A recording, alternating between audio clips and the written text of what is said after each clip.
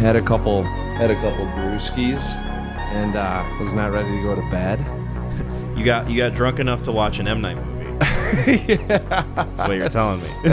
As sad as that sounds. No, I was tempted the night before to throw it on, and I don't remember what I threw on. There was some other movie that I was like, I can just be on my phone. And yeah, I watched it Saturday, so it could be a fun 10-15 minute talk. Yeah, we can squeeze it in for sure. It's been a minute since I've seen it, but I remember enough of it to have some surface level thoughts. Yeah, that's about all you need with it. All right, let's do this. All the world will be your enemy, prince of 1,000 enemies, and when they catch you, they will kill you. But first they must catch you. Digger, listener, runner, prince with a swift warning. Be cunning and full of tricks, and the Neon Crew podcast will never be destroyed. Yes. Killer monologue. I like that speech a lot. I referenced it in the last episode, kind of teasing the recommendation. Yeah. Also, teeing up the discussion for the Wailing, which I'm excited to get into. Yeah. Kind of Wailing-like weather today that we had. Yeah. Kind of dark election and day. Blue and gloomy. Yes. So at the time of this recording, it is November 5th. Remember, the 5th of November. V for Vendetta. Yes. Which, one of these days, maybe like 4 years from now, when we hit another election cycle, we can talk about V for Vendetta. Yeah, because all of our stuff has got to be catchy. When I'm 34 and you're on the eve of 40. Yeah, I had bifocals at that time. Yeah, you're gonna have some grays going. Yeah, my boy.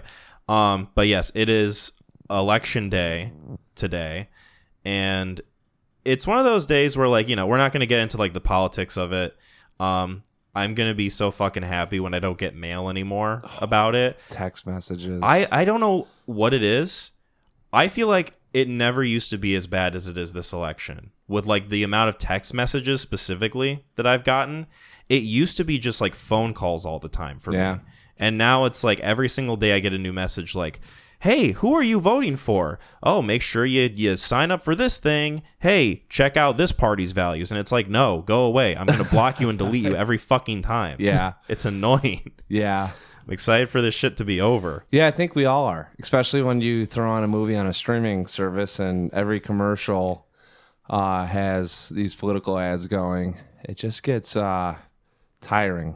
Yeah, it's very tiring. But by the time this episode comes out, we'll have had a new president-elect. Yes. Hopefully we'll find out. Something good. And that's all I'm going to leave it at. Yep. That is all I'll say. Speaking of streaming services. Yes. You told me that you watched a movie.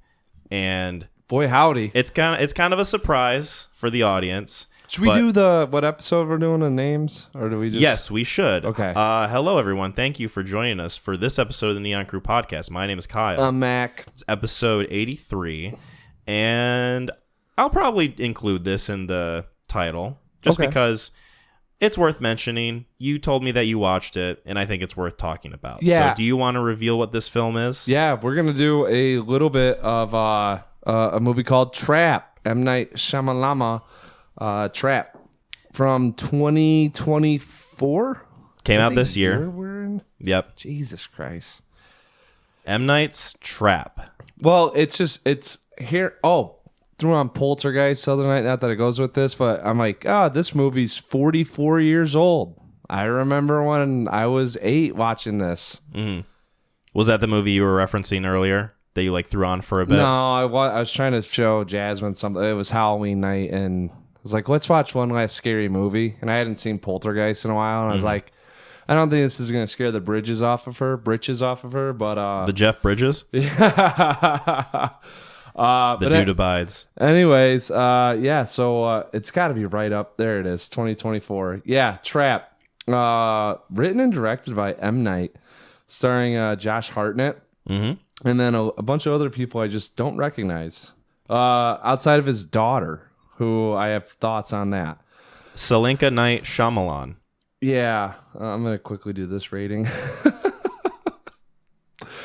You know, it's a great film when you have the rating right off the top of your head. Hell yeah.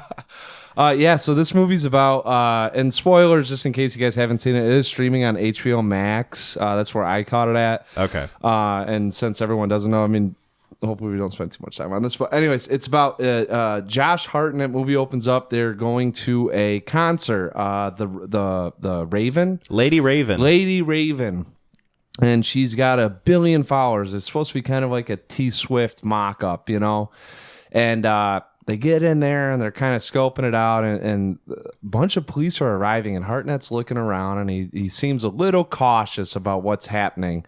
And I think within the first 10 to 15 minutes of this movie, they reveal that he is a serial killer known as the Butcher. Mm-hmm. And he's at this concert, and there's been a trap laid out for the serial killer in this thing, and they're going to catch him. So it's Josh Hartnett's job to get out of this venue as stealthily and as he can, and that's the movie. So spoilers for Trap. Spoilers for Trap. I saw this in theaters when it came out. I can't believe you did that. Well, despite my overall feelings on M. Night as a director, especially his more recent films, I am usually pretty excited to at least check them out just for curiosity's sake. Yeah. Just for the idea of we're going to at least get something that will be interesting to discuss. Whether it's me or Megan or me or you or me or whoever else decides to watch that movie. Very true. Because I recommend, I was like, Jasmine, I think you'd like this film. Mm-hmm. You know, and it's a premise where, it kind of sucks you in, and you're intrigued by it, and you're like, all right, let's check this movie out. This might come as a shock to you, Mac. I don't hate this movie. Oh God, I actually kind of like it. Oh, dude, I kind of think it's a fun time. Are you serious? I'm 100% serious right now. Gross. No, it's not gross. What are you talking about? You like it in the same sense you like Fateful Findings. No. You have to. No, I have, okay, listen, I have my reasons. All right, I'm going to lay them out, and you're going to hopefully maybe not understand, but you'll at least like, all right, maybe I can see the point of view. Let me say this. I will say this. For this film, okay, I'm going to say it's not like god-awful. I was going to say, how do you feel about this compared to something like Old or Knock at the Cabin? I think they all fall into the same line with me where they're like slightly entertaining. They become so much more mundane or like not, I don't want to say cookie cutter, but like kind of soft or, just not. I think this movie's better than both of those films. And I'm only bringing those up because those are the most recent M. Night movies. Old kind of feel in line with this in a way. Old was not very good. I do not like Old. Yeah, and then Knock at the Cabin I thought was just kind of like whatever. This thing at least I have has big issues with that film. I know you do, but I'm saying at least this thing's like point A to point B. There aren't too many like we're pulling in all these different ideas and stuff into it. I mean, it's kind of like a straight line thriller. Yes.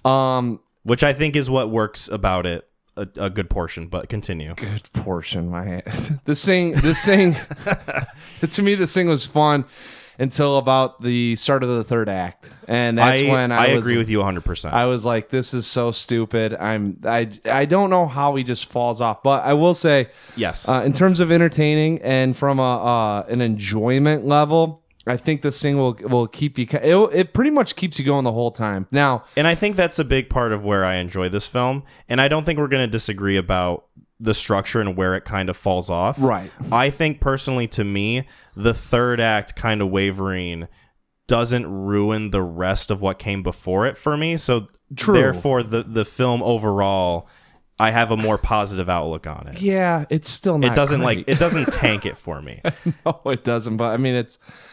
Can we just say? I thought Josh Hartnett was fantastic. Josh Hartnett is the best part of this film. 100%. Okay, I'm glad that because I'm watching this and I was like, I really just like Josh Hartnett, and I kind of wish he had more to work with here. Like, if I will just say this felt like M. Night's his daughter's like, I'm not getting the views I need. Can you help me out? That And is he's like, exactly what happened. With I'll this film. make a film for you, and it'll pretty much just be about you, and we'll just have this other thing going on. M. Night kind of looked at this movie and took it as a challenge of, can I make a contained thriller film while also promoting my daughter's music at the same time? Yes. And, trying to do the best with both.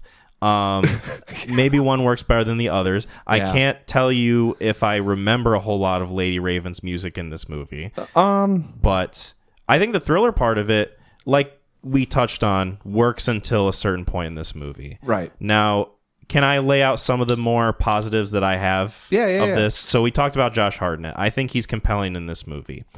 This is a film where, and 9 times out of 10 with M. Night's movies, I usually have a problem with the way that he writes his dialogue and how the performances are portrayed in the movie. I think that this is one where the uncanny nature of how the characters speak to each other in this film kind of work to the advantage of the movie.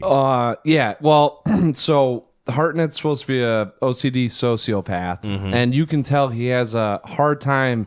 He has like people figured out in the sense of, I know how to communicate in a very generic way that can promote my motives, right? Yeah, he looks at people and he sees like gears and cogs moving. Yes, like, and he knows how to work them that way. Everything's a formula to him. All right, if I say it's like a video game, the role playing games when it's like, all right, you have 4 options to select and they give you the dialogue right there. Like, that's what. He's like, all right, do I want to instill fear? All right, do I want to show that I'm anxious? How about excited? Or do I want to show gleeful or happiness? And that's what so that's why I really liked him and the way that he's talking, because other people are kind of talking to him like normal people would. Right. And like sort of the off-putting dialogue and like the weird stilted nature of him interacting with other characters in the film. In any other M. Night movie, I would ding it. Something like The Happening, where characters talk like that to each other. It's like, whoa, what the fuck happened here? Right. But in a movie like this, where the main character, because we're not leaving his point of view the entire time, until a certain point, but because we're in his head for the whole film, it's like, okay, how he's perceiving people and how the M. Night dialogue is structured kind of works, because it feels like he doesn't understand how these people are talking to each other or to him in a way that most people like you and me would. And it kind of it gives it that like sort of uneasy feeling that, like I said, in any other M. Night movie would be a ding, but I think for this one, for me specifically, it just kind of it works. Yeah, no, I agree. I mean, it wasn't necessarily the dialogue that I had an issue with, especially once you kind of you realize you're rolling around with Hartnett the whole time, and that he's off. You know, that's what that's not what I had the issue with. The issue is that I had is the other dialogue with people that kind of take it to the next event, and the FBI profiler who is literally guiding the audience throughout this thing. Yes. I had major issues with that. It really takes the tension out of what you're experiencing, unless you're pulling for Hartnett to get out of this thing. Right.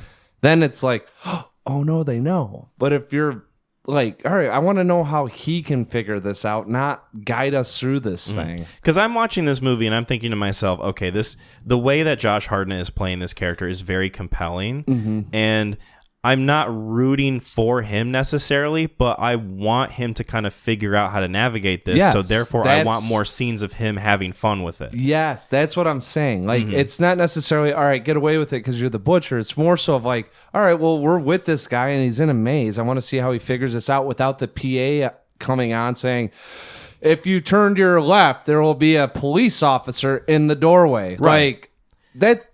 you're taking fun away from us, right? Like, much like the challenge of M. Night looking at this movie and saying, how can I balance both promoting my daughter and making a tight genre thriller? Yes, I'm sort of in the same thing of like, how can this challenge be presented in a way that like lets the Josh Hartnett character play around as much as he can? Right. And there's a lot of different scenes that I was really compelled by, like when and we said spoilers, right, for this film. Yeah.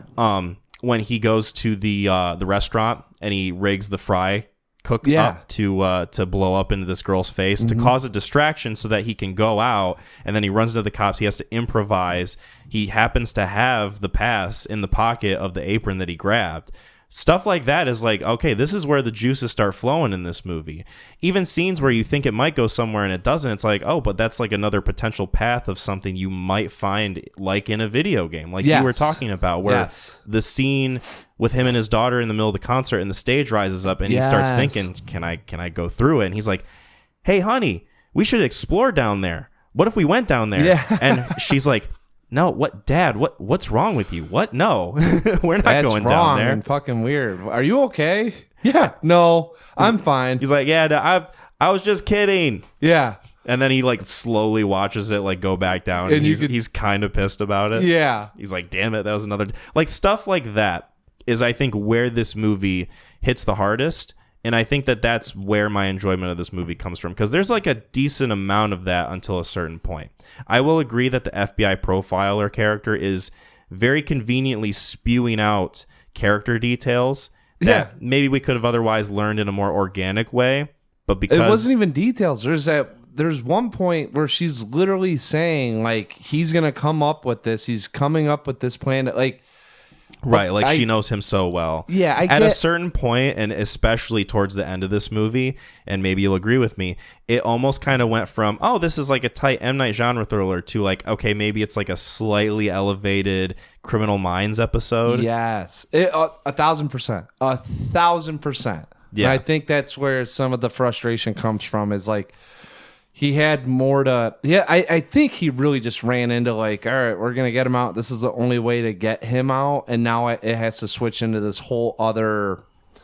You know, and I have to have this big reveal at the end or the plot twist. And, you know, I think he just cornered himself into the way that this thing ended, which is unfortunate. I mean, I really wish they would have spent more time in this...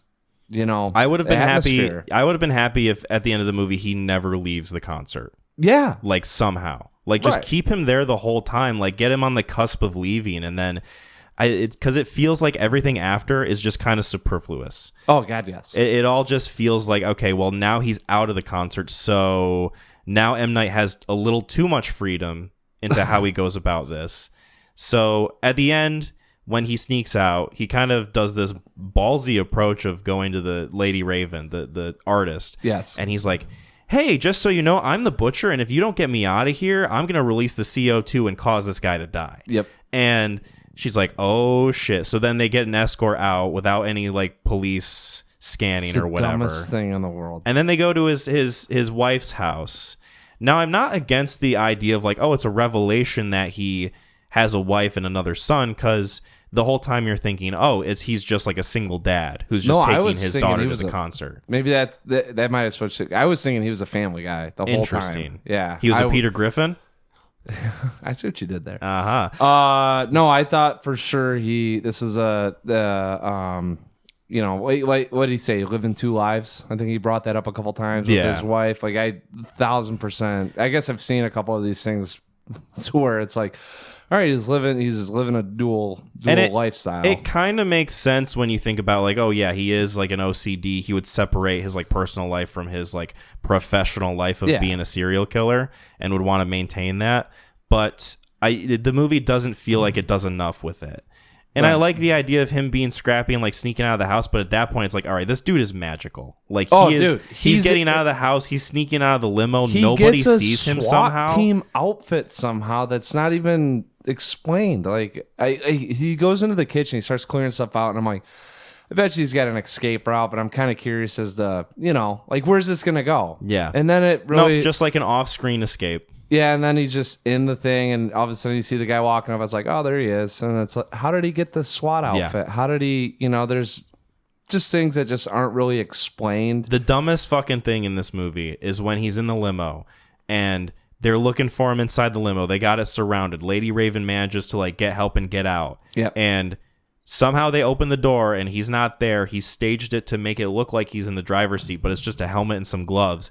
And then you see him, it cuts to him in the crowd. Yeah. And it's like, how the fuck did nobody see him climb out in any way from the limo and go, hey, there he is. He's climbing out. Hey, I found him. He's climbing under the wheel. Or like, what the fuck ever. Yeah. Like that was just like a little too like suspension of disbelief. Like I can no longer extend it to this movie. How about him walking up to M. Night, who's the uncle, and he gives him his story about how to get up there? I'm like, that was a lot of cheese. Also very conveniently placed that the uncle's just standing there, right? You know, I mean, and it dives into how he's kind of a sociopath and he coming up with lies on the fly, but.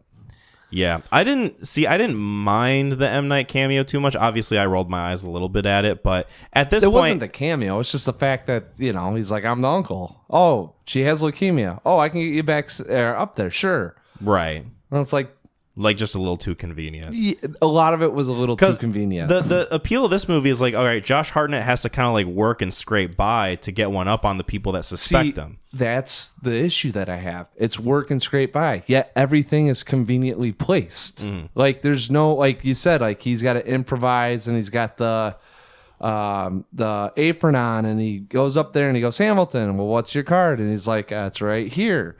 Conveniently that guy has his wallet in the fucking apron.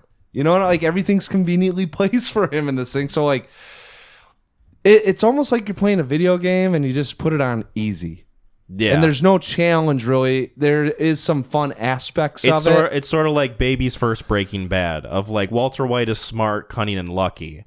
Except in this movie, it's mostly Josh Hartnett who's got like the luck factor. Yes. With like some smart and cunning to him. Yes. But you don't really get to see him like exercise it too much. Exactly. There's a lot of fun bits of this movie that I am a fan of, but I won't disagree with you that like, yeah, it could have been utilized better, especially towards the end. Oh my God. It felt like M. Night kind of struggled to sort of write a character that is smart and cunning enough to get out of a situation without using just pure luck on his side. Yes.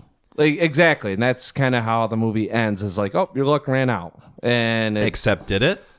He's got the how does pin. No one see the fucking like he's like, oh, let me fix the bicycle. And yet, I gotta fix this bike that I just knocked over. Everyone's got their gun with the flashlight pointed on him and no one realizes he broke the spoke. The cops are standing next to him going like, oh yeah, take your time. Yeah. The bike is important. We got the butcher, yay, huzzah. And like Yep. I will say, and I think this is a big props, especially for M. Night films. Kid actress was pretty good. I thought she did a decent job as playing the daughter character. Yeah, she wasn't too distracting. And no, what's her name?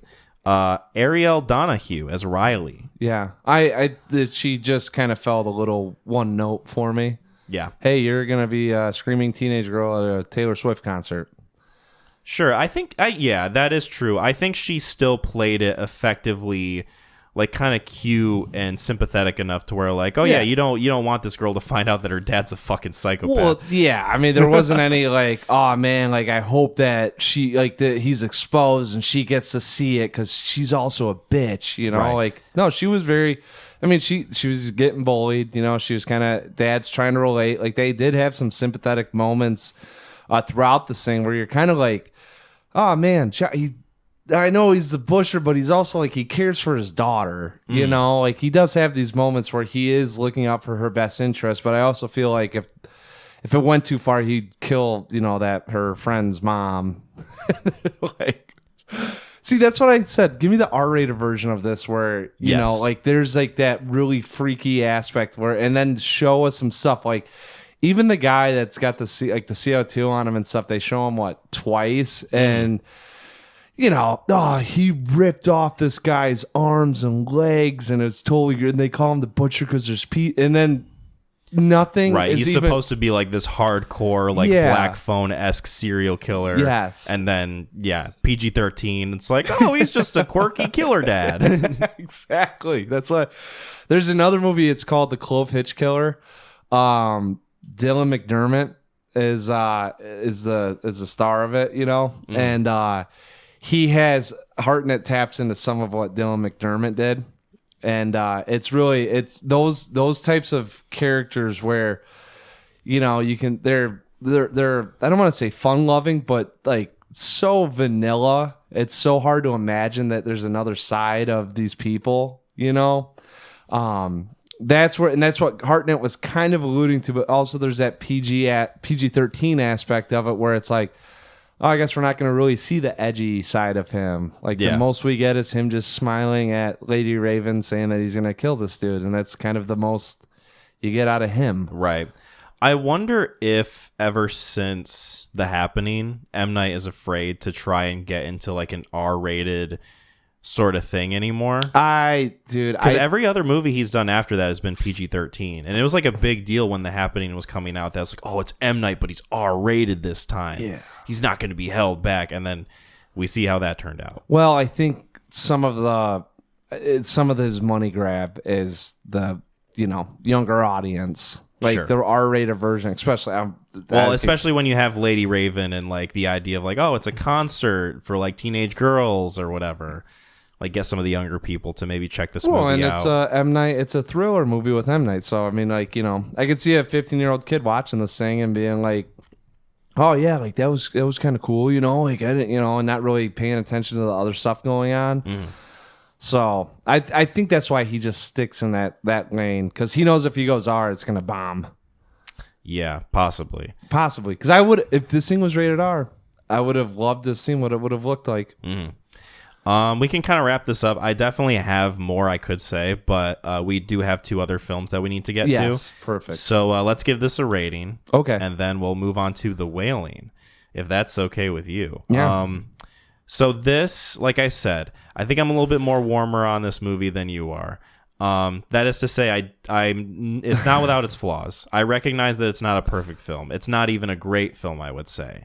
But it's a movie that I think I had enough fun with and is memorable enough for me with the performance from Josh Hartnett and the kind of cool concept that it manages to execute in a lot of different moments and then sort of falters in other moments.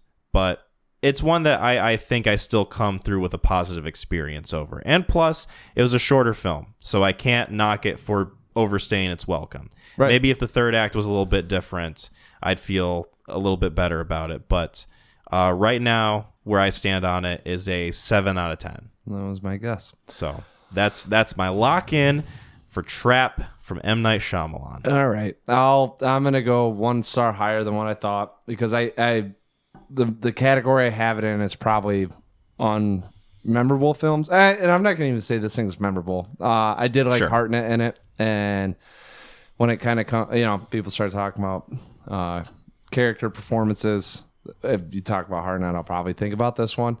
Outside of that, though, it's somewhat fun, somewhat enjoyable, somewhat entertaining. Like you said, it's kind of like a Criminal Minds episode that got, a bigger budget, $80 million budget. Still could go to HGTV or whatever they put Criminal Minds on now, A&E maybe. But yeah, no, I'm gonna go 6 out of 10. Fair. I cannot get past how conveniently everything is placed for me, and because it's PG-13, I think he really watered it. And I think he made it just for his daughter, and it just happened that he could create a script. Yeah, that's why it's it was so like short. It was a challenge. He's like, "Hey, can I do both at once?" And it was a challenge. The answer was, "Yeah, kinda." Yeah, it was a challenge trying to get his daughter freaking hyped up. Yeah, she wasn't the best actress in the movie. I will say, though, that scene with her in the bathroom and like Josh Hartnett screaming at his family, I thought was an effective moment. I was like, all right, this is kind of upsetting. Yeah, kind of upsetting. I will agree, like the way that it leads up to that scene where like she takes the phone and it's like, oh, they're playing music or whatever is like kind of bullshitty. But that scene in and of itself with like the revelation of like, oh, you're just hearing their reactions to him being a monster, I thought was pretty good. To some extent, but then they get done with it and they still don't realize that he's bad. Like that's what I'm saying. It's just some of the shit in here is just so soft. It's like, all right, you're screaming at your family. The actress, pop culture icon is locked in your bathroom. Lady Raven. Yeah, and he's screaming, "Give me my phone back!" Like that's not normal. I don't care where you are. If you were at your friend's house and fucking, Eminem walked in, grabbed your friend's phone, went to the bathroom, and he's pounding on that thing and telling you to shut the fuck up and go upstairs before he fucking destroys you, like you'd probably be like, dude, what is on your phone? Like Right, and they are freaking out in that scene. Yeah, but then they walk out and they're like, honey, what was that all about? Like, it goes back to just, hey, we're still a family, you know? And maybe I remember it because I thought in the movie, like, he yells at them and there's like a whole like verbal thing, and then like the door opens and it's just him. And from what I remember, I thought to myself, like, oh, did he like do something to his family? That would have been awesome, right? I just watched this thing 2 days ago. No, what happened is he's screaming. There's a lot of tension build up, right? You can, like, everyone's like, no, God. He's like, you're my fucking phone. And then you just hear, shut.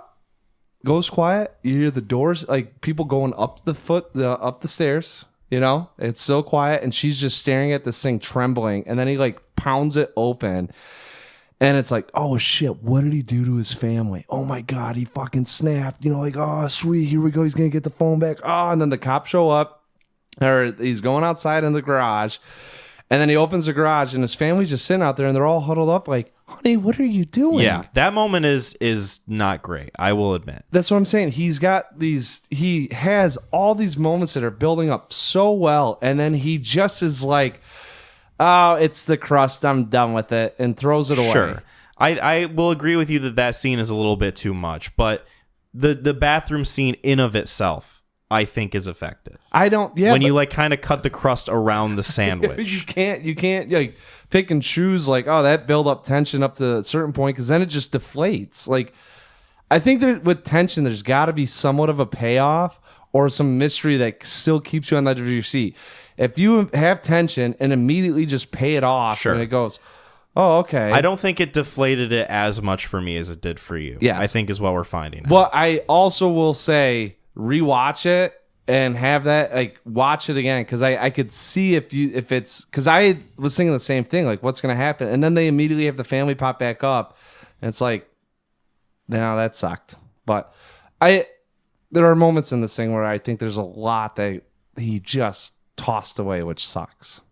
Well, speaking of tossed away, ooh, you know what wasn't tossed away was a lot of the fucking bullshit in the Wailing. I don't know how to do a proper segue for that. I thought to myself, like, all right, is there like a lot of shit that he like throws in a garbage can in the Wailing? But no, not really. Like, maybe, yeah, a lot of food. I don't know, because like the daughter's eating the food from the fridge or whatever. Yeah. The Wailing.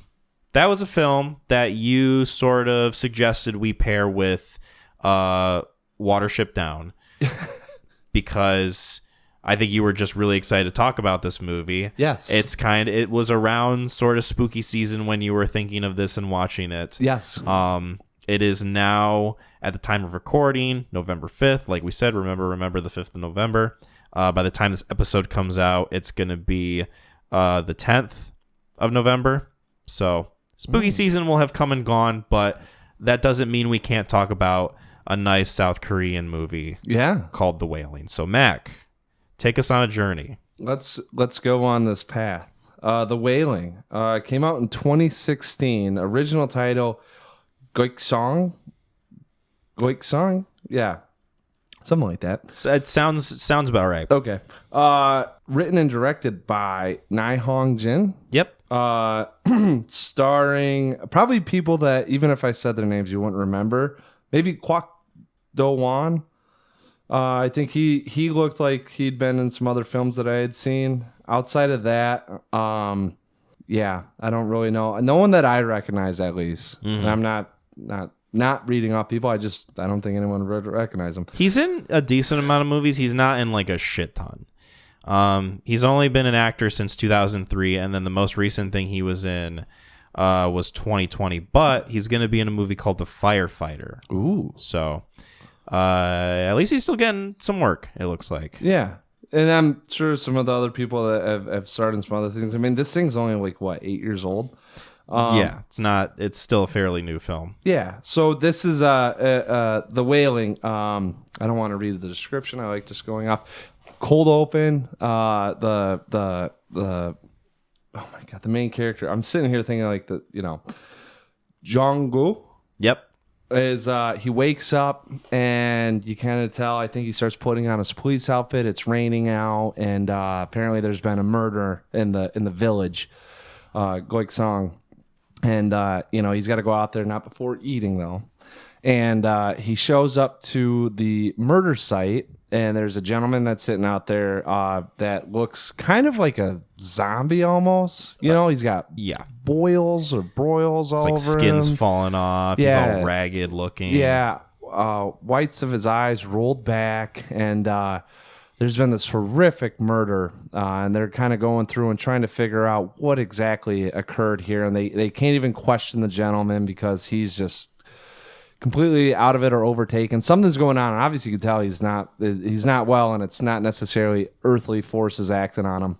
It was the mushrooms. What do you mean? Yeah, right. Well, I don't know if mushrooms do that to you. And so there happens to be another instance of another murder or fire going on, arson, and all of a sudden the village seems like there is a evil presence in the village that's disrupting the community, and it's on to, gosh, I don't know why I keep putting my phone away. Jong-gu. I'm going to leave that out there to figure it out. And there's speculation that there's a foreign man coming in, a Japanese man that has to be, the reason for what's going on with this town. And there's just so much speculation. And Jong-gu, it's his job as a police detective to go through and figure out what exactly is going on. But last thing I'll say, his daughter starts to seem to get captured by whatever illness is overtaking the town, and it's a matter of time or a race against the clock for him to figure it out so he can save his daughter. Yep. Spoilers for The Wailing. Yep. There's a lot to this movie. There's a lot to spoil about this movie. Yes. So if you haven't watched this, check it out. I think it's on Peacock. And Netflix. Peacock. I watched it on Netflix. It's on Netflix? Yeah, I watched Are you fucking serious? Yeah, I watched it rented last this night. movie yesterday. God damn it. Motherfucker. All right, cool. Well, I'd be more mad if it was for a movie I didn't like. Yes. So yes, spoilers for The Wailing. I had watched this movie before. Yep. Much to your dismay last episode. You were hoping it'd be a first-time reaction discussion. Was. But I was happy that you brought this film up because this is one that when I watched it, I think I watched it in like 2020 or something. Yeah. It was like right during the on the cusp COVID of getting into pandemic, your like feet wet with movies. On the cusp, sort of like a little bit like, all right, I've got like some films under my belt. Yeah. And then it was actually Adam who recommended this film. Adam that we worked with at Sam's Club. Oh, really? He recommended this movie to me. I'm he was not like, shocked. I am curious. Yeah, Adam, you know that this is his taste. Yes. He recommended this film to me. He's like, I would be curious what you think of this film. I'm like, okay. And so I sit down and I turn this movie on and I'm like, wow, okay, 156 minutes, like 2.5 hours over that. Better like be that fucking is good, Adam. Yeah, right. This is gonna be an evening. And this went down super smooth the first time I watched this. Yes. Like I was very surprised at not only just how much I enjoyed this movie, but also just how quick it went by. Like the pacing, I was just impressed at the fact that I wasn't bored.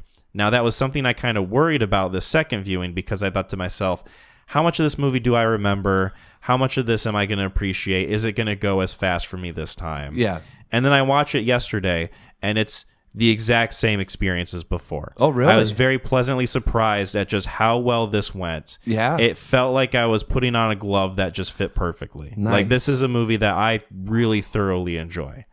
And I'm excited to talk about it because I think there is a lot to this film. There's a shit ton. Not only with like the story, but like just on a technical level, on a performance level. Oh, yes. I think there's so much to dive into this. Yes, I agree.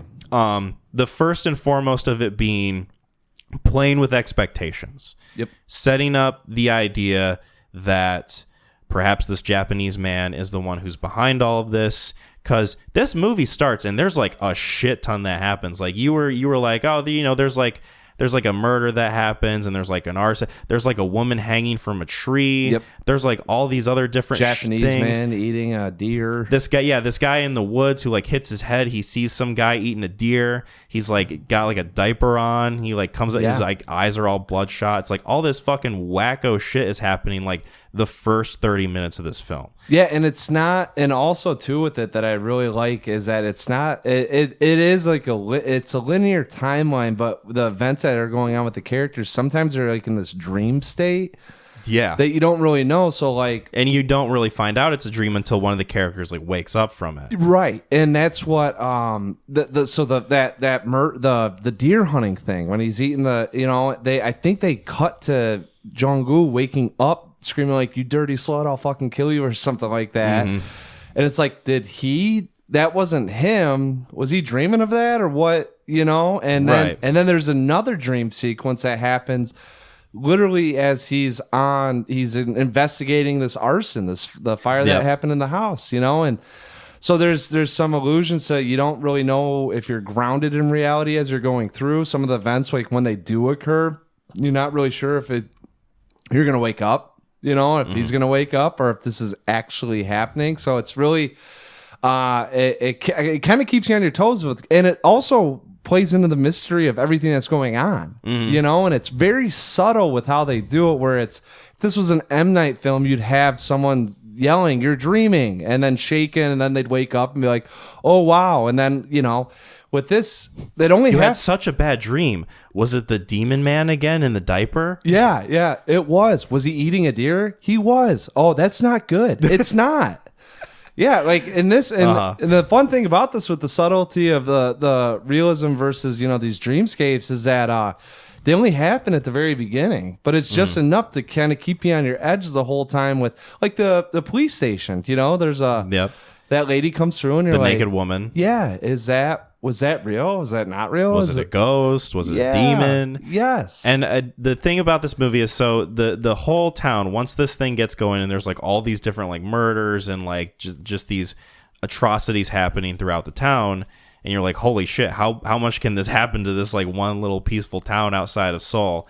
It's like, okay, the townspeople suspect that it's this Japanese man, and I was trying to remember how the unfolding events sort of preceded themselves in this film from when I first watched it, because I was like, did they immediately suspect it was him, or is it like a later thing that they sort of pin it on him as like, okay, maybe he's responsible for this? And it's like the movie opens with him putting a worm on a lure to go fishing. Yeah. And which is very poignant because later in the film, I think the shaman is the one who describes the Japanese man as it doesn't care whether or not it grabs a hold of a little girl or like an old man or like a young man. Yeah. It's just fishing and seeing what it catches. And your daughter took the bait. Yep. And I thought that was some good foreshadowing and something that I didn't remember from my first viewing, but also it was interesting to see how this town sort of reacts to the idea of like, oh, this Japanese man is behind it, because it's set in Korea. They're all Korean. Yep. And there's this idea of like, okay, are like some of the people like panicking because of like the sense of xenophobia? Even the main character, when his friend suggests it could be the Japanese man, he goes, shut up, you ignorant prick," or whatever he says. Like he calls him an ignorant. So the first time I watched this, and obviously I wanted to watch it again to see how my mind would change kind of watching this thing. And I hope I'm not misstepping, but I believe like Korean ideals are principles, or they're very protective of their own.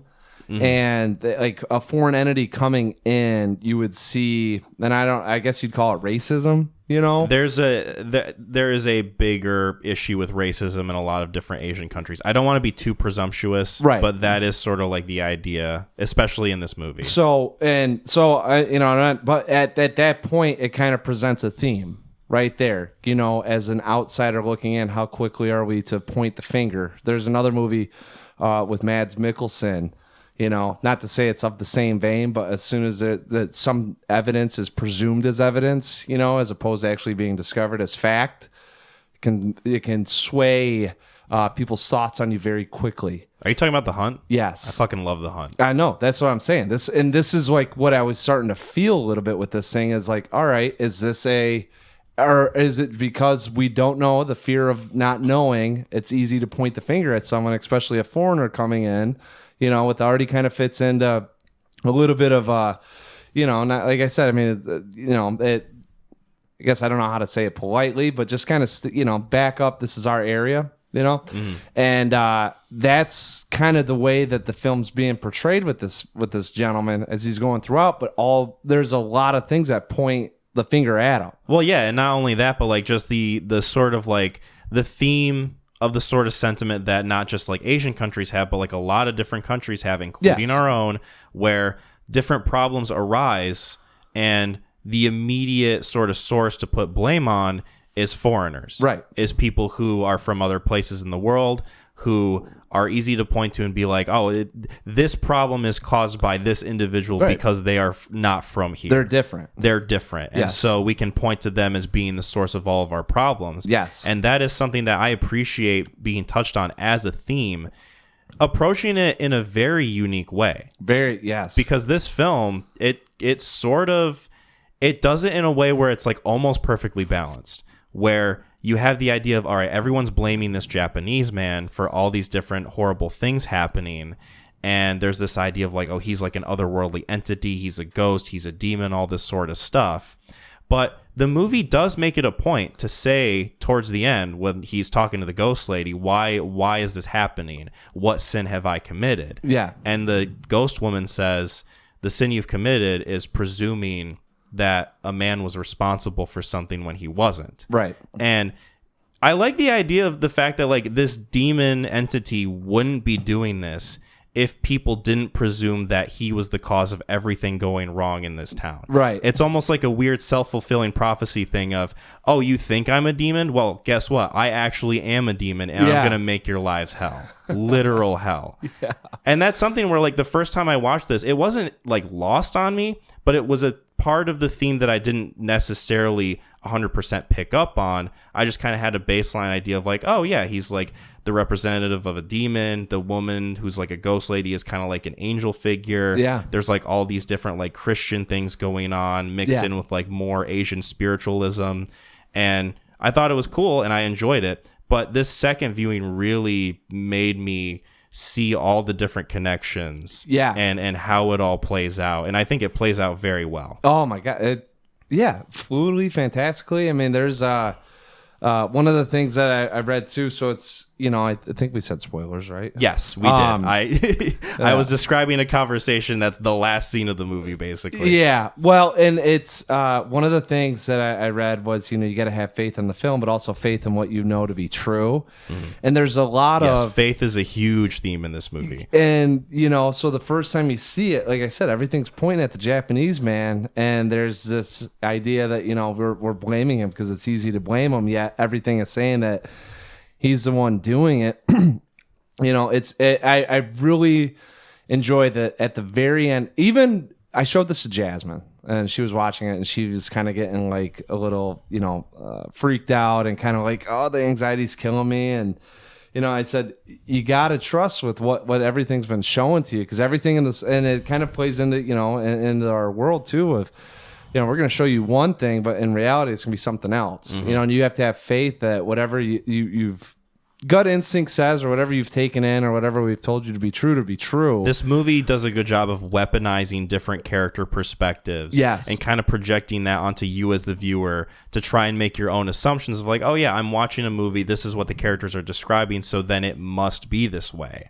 And it's not. Because that's not how life is. To some extent. Yes. I will say to some extent, because there are things that happen that you quickly put a pass on, or you rationalize yourself as to why it shouldn't be true, as opposed to it being true. Like one of the biggest things that I remember watching this the first time is all those photos right there, and the cop seeing them and saying he's the guy. And that happens halfway through the thing. And yet so many more events happen that you rationalize yourself out of it not being true, that whatever you saw wasn't not necessarily the case. Now, not everything's Yes. presented in the light to say this is 100% true, but there's Yes. enough there for you to understand that, okay, like I shouldn't jump to this dismiss conclusion. it. Yeah.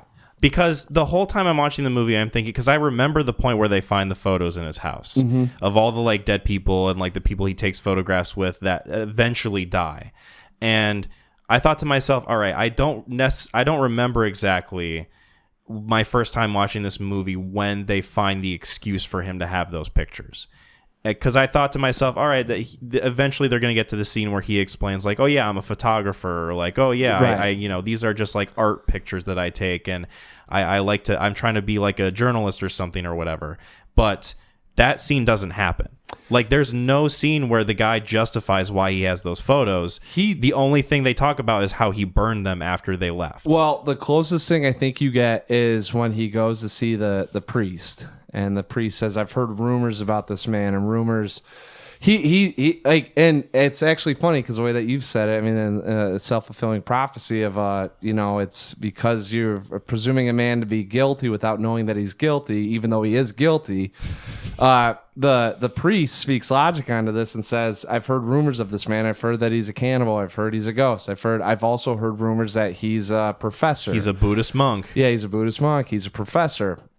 All these rumors, until you know, are simply that. So the church can't do anything for you because we know nothing of this man and nothing should be perceived of the man." Yeah, it's almost like Schrodinger's demon, where you don't necessarily know he's a demon until you accuse him of being one. Yeah, exactly. Mm-hmm. And and so I think it's so. But as the the priest talks about it, and as an audience member, you take that in and you go, "Yeah."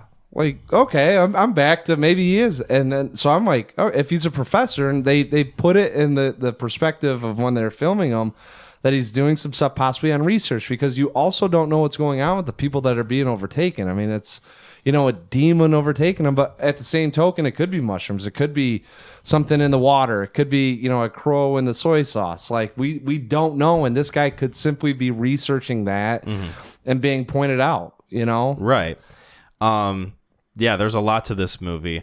That's also exemplified in the last part of this film where Gong Ju is having the conversation with the ghost woman, and the idea of you won't know until you put your faith in it and you're Yes. patient enough to wait for things to get better. But he's just tempted by the screams of his family and the cries of his daughter to go and rush and see, because like the ghost woman tells him, the crow will go 3 times. The rooster will crow 3 times.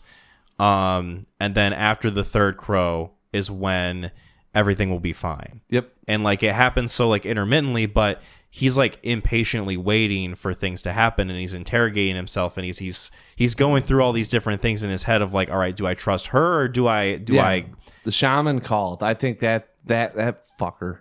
Right, like he instills even more doubt into his head than was already there. So this movie really is about like your faith in people, whether or not your faith in this person who you maybe suspect is doing these awful things, but then you have to reconcile with the fact that like maybe I shouldn't be so presumptuous, and also this faith in the idea of I just have to let things happen and I can't be the one to always save everything. Because if I try to, maybe things will just become worse. Yes. Like the scene with the shaman, when the shaman's doing his work and like, oh, maybe you think something's happening and then he ends it. Or especially the end scene when he runs in and finds that his daughter has killed his mother and his wife. Yeah. Or his wife's mother. I couldn't remember. I don't really know if it's ever laid out on. The grandma. Yep. So yeah, I thought that was a very consistent theme in multiple different ways in this film. And they do, like I shouldn't say I will say I rarely watch a movie where I'm like I get stumped or I picked the wrong side, And this thing I was the whole time, and I think I really liked it too because I played into this thing. The first arson that happens, the angel talks to him and says there was a shaman here, and the wife said, get the shaman out, and then this atrocity happened. The next murder that happens with the zombie at the very end, where they hit the rake in the head, all of that shaman stuff's laid out throughout the murder scene, you know? And so everything points that this guy is not a good guy. Yeah. And it's so funny watching this thing on the second viewing when you know what happens, because it still plays into, well, maybe things will change now that I do know, you know? And it's still the same fucking outcome. Like, I'm going into this thinking, like, I know what's going to happen. I know what to expect of these characters. But then I also recognize just how easily this movie makes it so that you can believe one thing or the other. Oh, like, yeah. It really instills that doubt in your own mind when the characters in the film have that doubt instilled within them. And I love this movie. I love it for that reason. Yes. I thought it was really well done. To me, this is a film that, while it has a lot of different Asian spirituality going on with like the shaman and the rituals and like all these different things, it is very much sort of like, it kind of instills like these Western ideas of Christianity in it, with like good and evil and how kind of almost black and white it is, but how it can be perceived in different ways. This idea of this demon who is judging this whole town basically and executing on that judgment. And to me, the woman who is like a ghost woman is sort of like an angel-like figure who can't show her hand the whole time, but she also is like trying to provide a way in which the characters make decisions for themselves that will save their lives. The funniest thing that that you recognize that you kind of don't even think about, you know, is that usually in movies, I mean, even with just how characters are presented or the way that they're filmed, is black is bad, good is good, you know, or white is good. You know, it's the purity versus the cloudiness or whatever you want to say about it. And she is dressed in white the whole time. She's dressed in white the whole time. And I noticed that the Japanese man is in warmer colors predominantly. Yeah. In a lot of the film, especially as it keeps going. Yes. And, you know, like, there's a lot to lead on that everything that she's kind of giving you or that she's feeding you, it should be taking as good or for, you know, for the right reasons, you know, which is, it cracks me up that you still get to this point where it's, you know, she can't lay out her hand, because then, you know, where's the faith at? I mean, right, exactly. You know, like, it's not free will and it's not faith if she makes the choice for you, right? If she like directly helps you out. If it's clear as day with what you need to do, then really, are you doing the right thing? You know, like, it's you that ultimately needs to decide.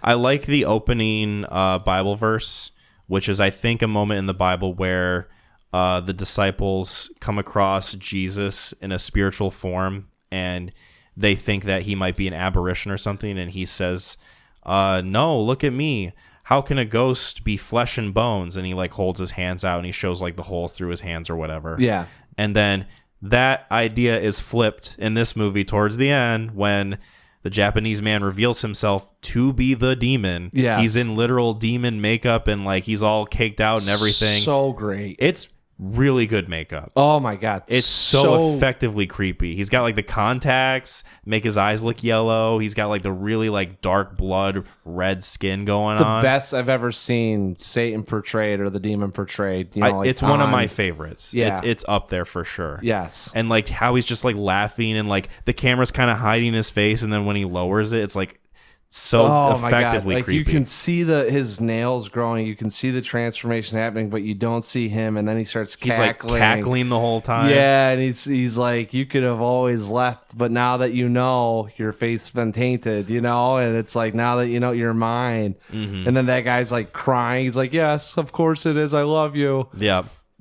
Oh, it's, God damn it. Very good scene. And like the whole time he's monologuing that Bible verse. Look at me. How can a ghost be flesh and bone? And he has holes in his hands. Well, he's almost like he's like mocking it. Yeah, I was about to say, making a mockery of it.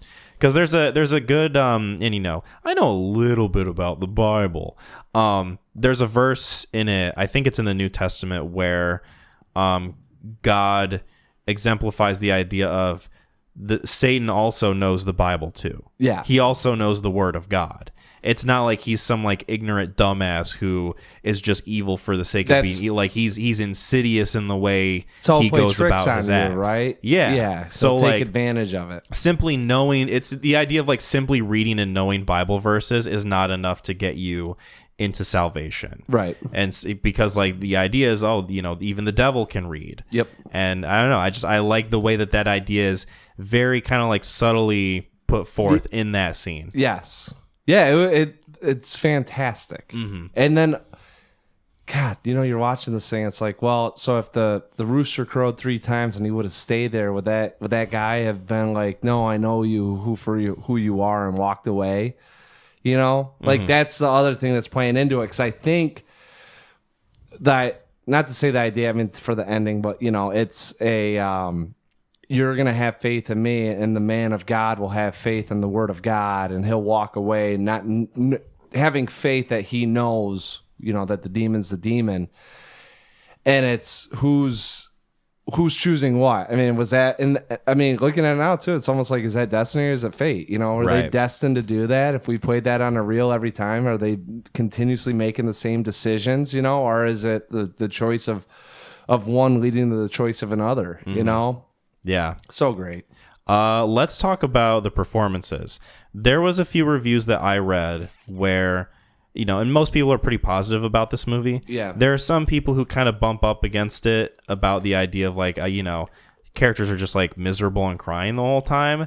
It's like, motherfucker, if you were in the same situation, you'd be crying the whole time too. Like your daughter's possessed by a demon. Like there's all this fucking shit going on where like everybody in the town's like dying and being murdered and burned and hung.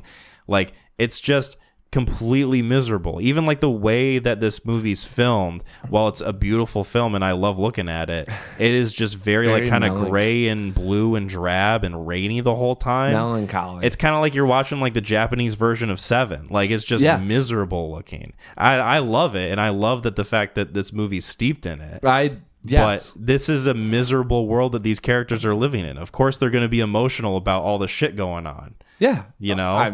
I thought they were all fantastic. I thought they were great. I mean, if anything, I could have done with a little less screaming, but like nothing in the sense that it is completely out of left field. Right. You know what I'm saying? Like it's I mean, they're playing characters. Mm-hmm. They're convicting their emotions. Something that I've noticed a lot with South Korean cinema specifically is it seems like they are less reserved to display more outright emotional states than, say, like an American Hollywood movie. You're right. You watch something like Manchester by the Sea, which is a good film, but if that were filmed in South Korea, if that had like the South Korean treatment, it would have a little bit more of that like outward emotionality to it.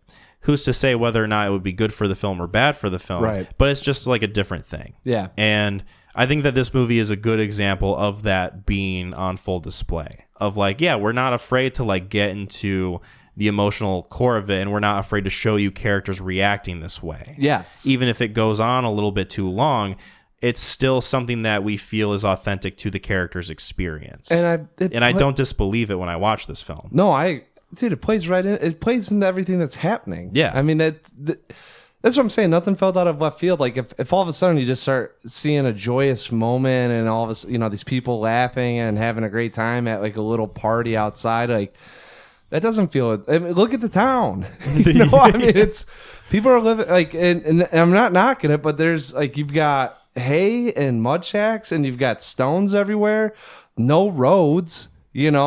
The guy lives in a fucking mountain. They have to climb up a hill to get to this guy's house. They climb up it like 3 fucking times in this movie. It's kind of absurd. It's like, holy shit. That's what I'm saying. Like they're going up the sand dunes in Michigan to get to this guy's house every time. It's always raining. They got flip-flops on. So, I mean, nothing in the same. And you, not to say that they're making the best of it, but obviously with what's going on and this dark cloud hanging overhead, I think everyone would be anxious about the next day or the next hour or the next step of what's going to happen. And it's clearly defined. And the moments where it's actually funny where they're not like he's got to go get the shaman 10 grand and he comes back and he's like, whatever, I got him the money.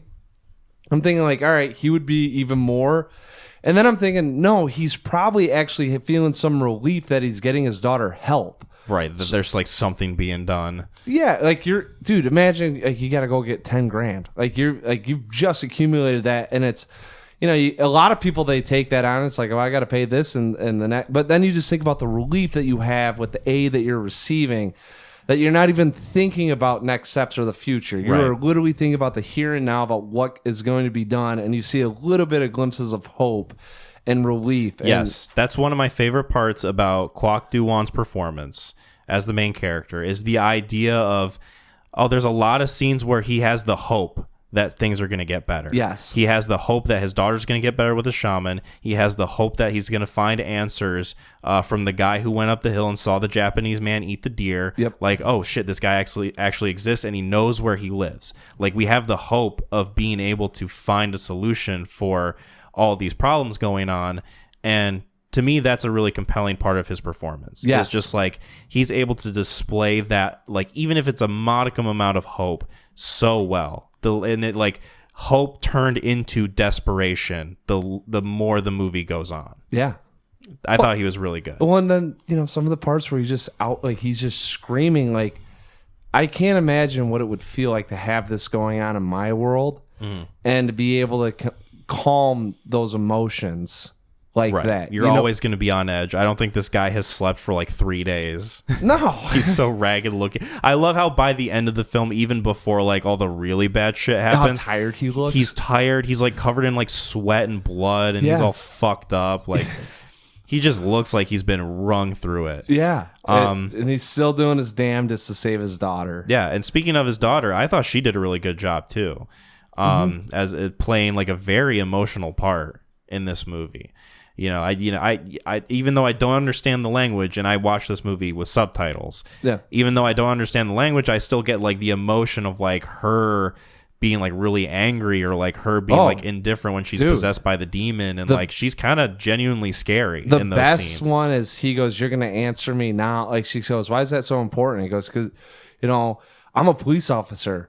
You're gonna answer me now." And she goes, like I said, why is it so important? Yeah, she's like almost like robotic about it. Yeah, like, and it's very scarily. And like at that point, you also realize too, like, he doesn't have control of the situation with a 9-year-old girl. Yeah, like what? Yes, she played it. She was fantastic. The looming sense of doom is really good in this film.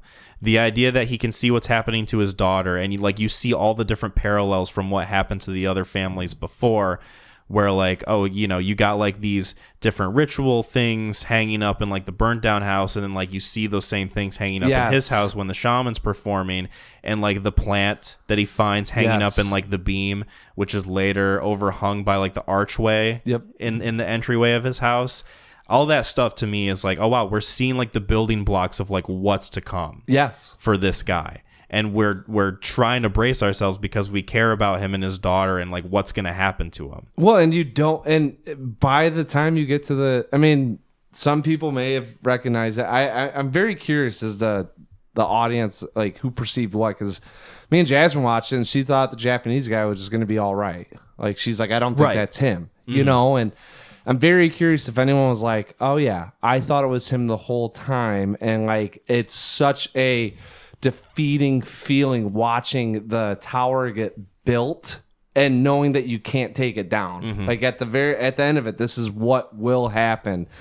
Like the second time watching it, knowing that, I was like, God, this sucks. Like my heart was racing the whole time and I knew the outcome, and you're just like in your head, like, can you do anything different? Can you do anything different?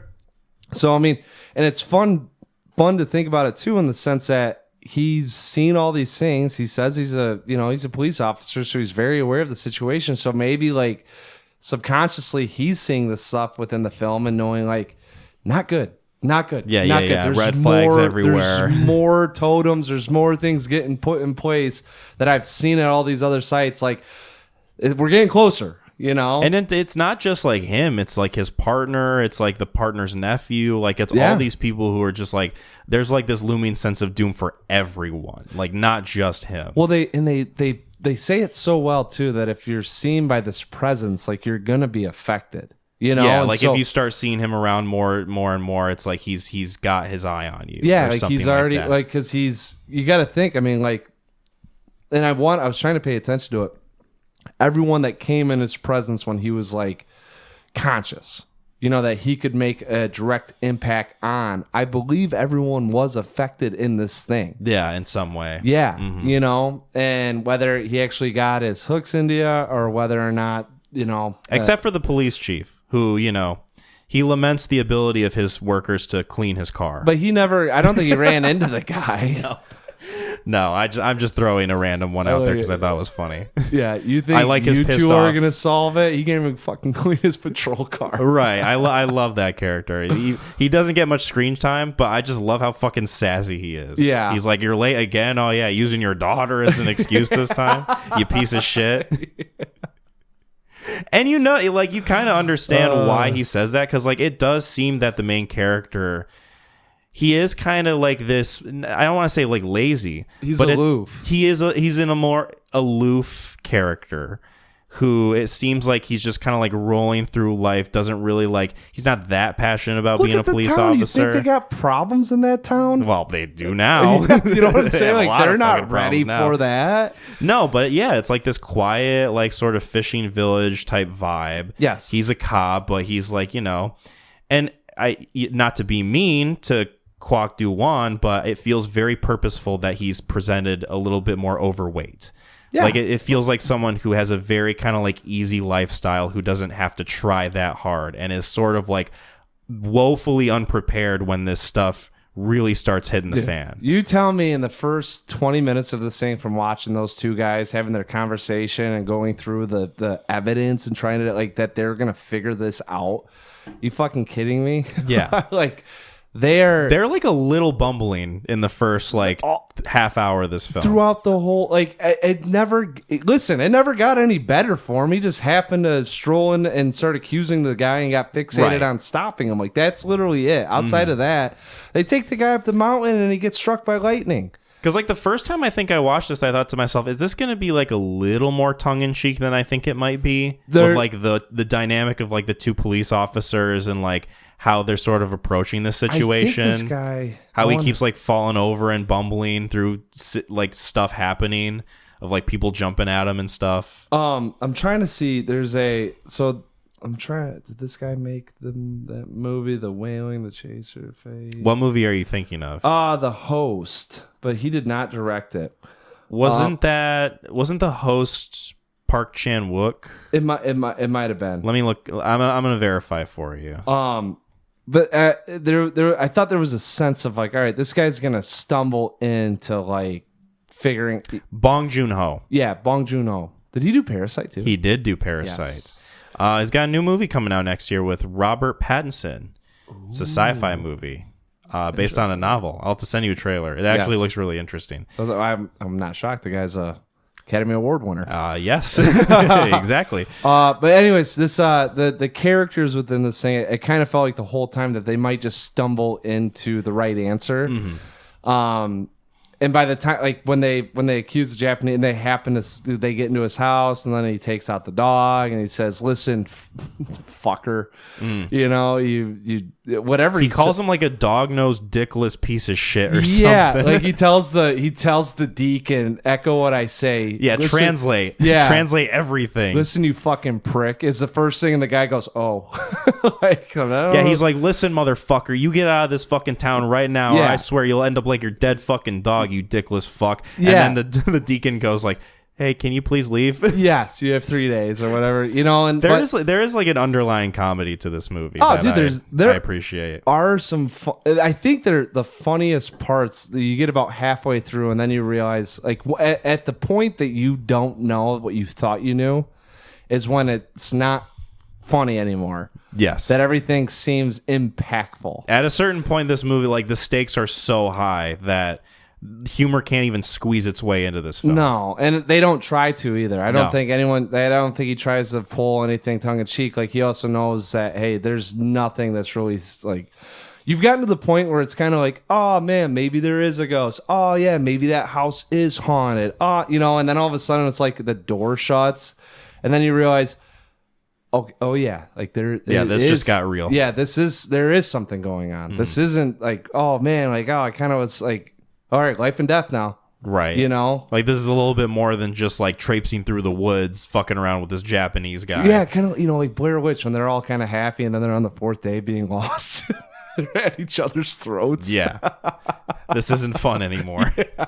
I'm straight up not having a good time, bro. Yeah, exactly. The epitome of this movie is I'm straight up not having a good time. Yeah, I think it, like, once the shaman, the last fun that I had with it, because I was telling, though, dude, I just saw a trailer for this thing. I'd never heard of it. Never even, and I was someone through Peacock, and this was like 2-3 weeks ago, and I saw the trailer for this thing, and I'm like, oh, I remember hearing about this. It's like, it's supposed to be zombies, or like it's supposed to be creepy, you know? And then the shaman in the trailer gets in there, and he's like whistling, and he's like really put together in this, this town. And I was like, I gotta watch it. I was like, I love it when guys think they're so good, or they know so much more than everyone else, and they get fucked over in that. Like, I was like, that's why I wanted to watch this thing. And I think that's the last part where you kind of have, like, he kind of comes in and he's like, all right, we can take care of this demon, and that's like the last little bit. And then he starts doing his dance. And then the daughter's freaking out, and then I love the way those scenes are cut. By the way, where like the Japanese man's doing his own ritual to kind of combat it, and then it wasn't even. So I don't think that's. Or you think it's to combat it? I think he's trying to get the demon, like his spirit back or whatever, from that guy that was in the car. Yes, like because it kept showing him, and then the shaman. That's the only problem I had with this thing, with it being misleading. Yeah, is. I don't know what the shaman's ritual did to that guy, and I don't know, like if he had let it gone through, the shaman does his thing, but how is he working with him then? It could be that the shaman knew that the ritual would intensify the pain in the daughter so much that the dad would stop it. That's at least my idea of it. And then the murder before, or whatever happened before, they said the grandma stopped the shaman doing it as well. Mm-hmm. Like, and then.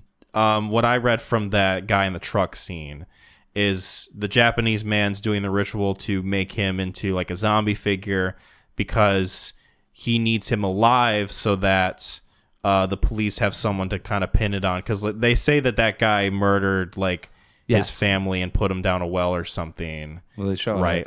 Well, yeah, they show it. Trying to make it a little bit lighter for people. Yeah. Not really though.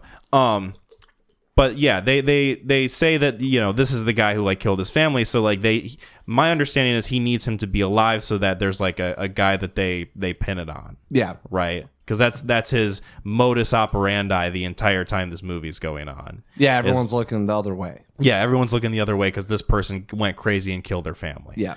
And yeah, that's the most I get. Because like when I first saw this movie, that was like a bit of a confusion point for me too.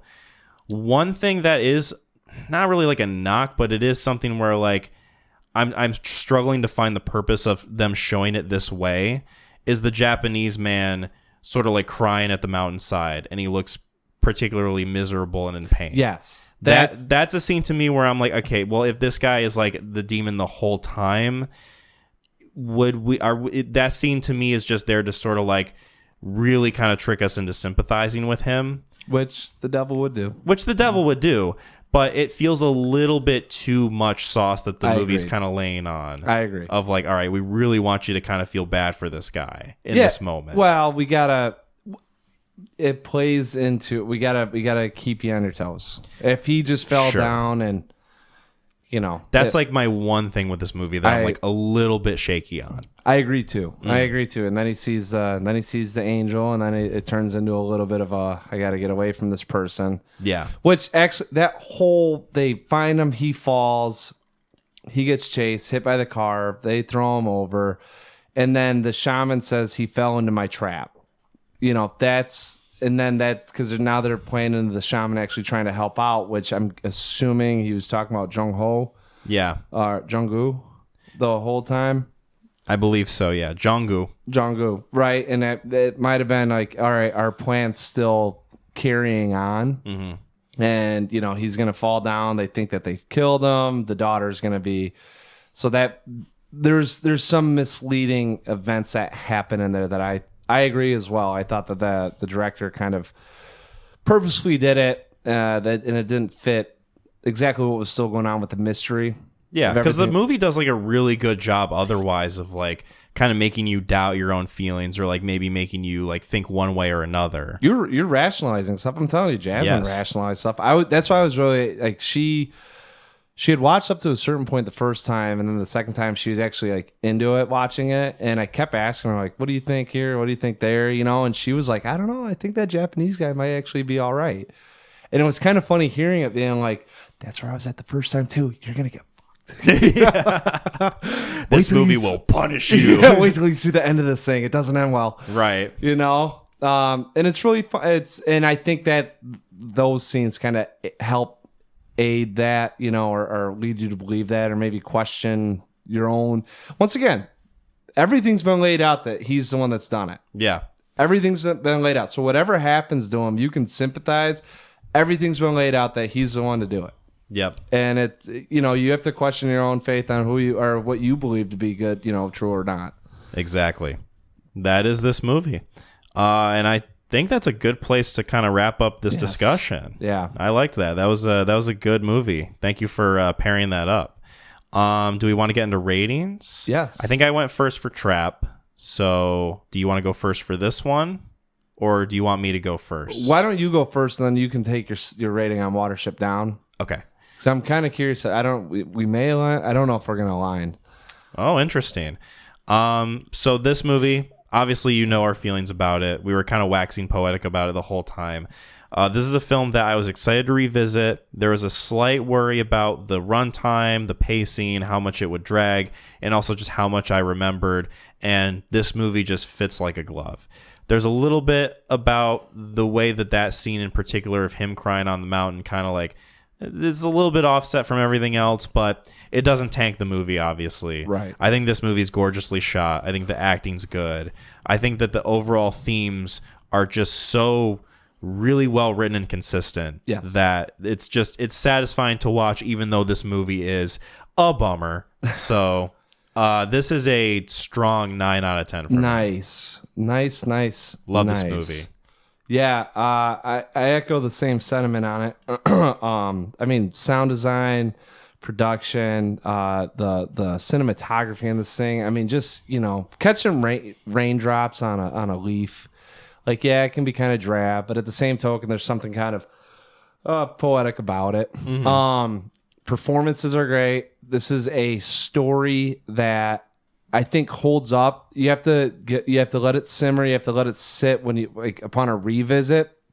But it's very consistent. There aren't any scene logistic problems. Nothing that happens doesn't make sense. There are a couple things, like as we kind of pointed out, that, like you said, laying the sauce on thick to kind of keep the red herring going. Yeah. You know, some of that you might have some qualms with it, but nothing that really takes away from this film. And I think for a film I mean, it's like a Goosebumps story where it's like, turn the next page, you know, oh, you got to this, now flip to page 78, you know. It's just, it's very fun. There's several ways that you can go about this, and there's little trinkets and Easter eggs stored in here to actually really present this thing as being as evident as it is. And yet I have to give it so much credit to make you rationalize against it. Like, you don't see that with films. No. Everything's really laid out point A to point B.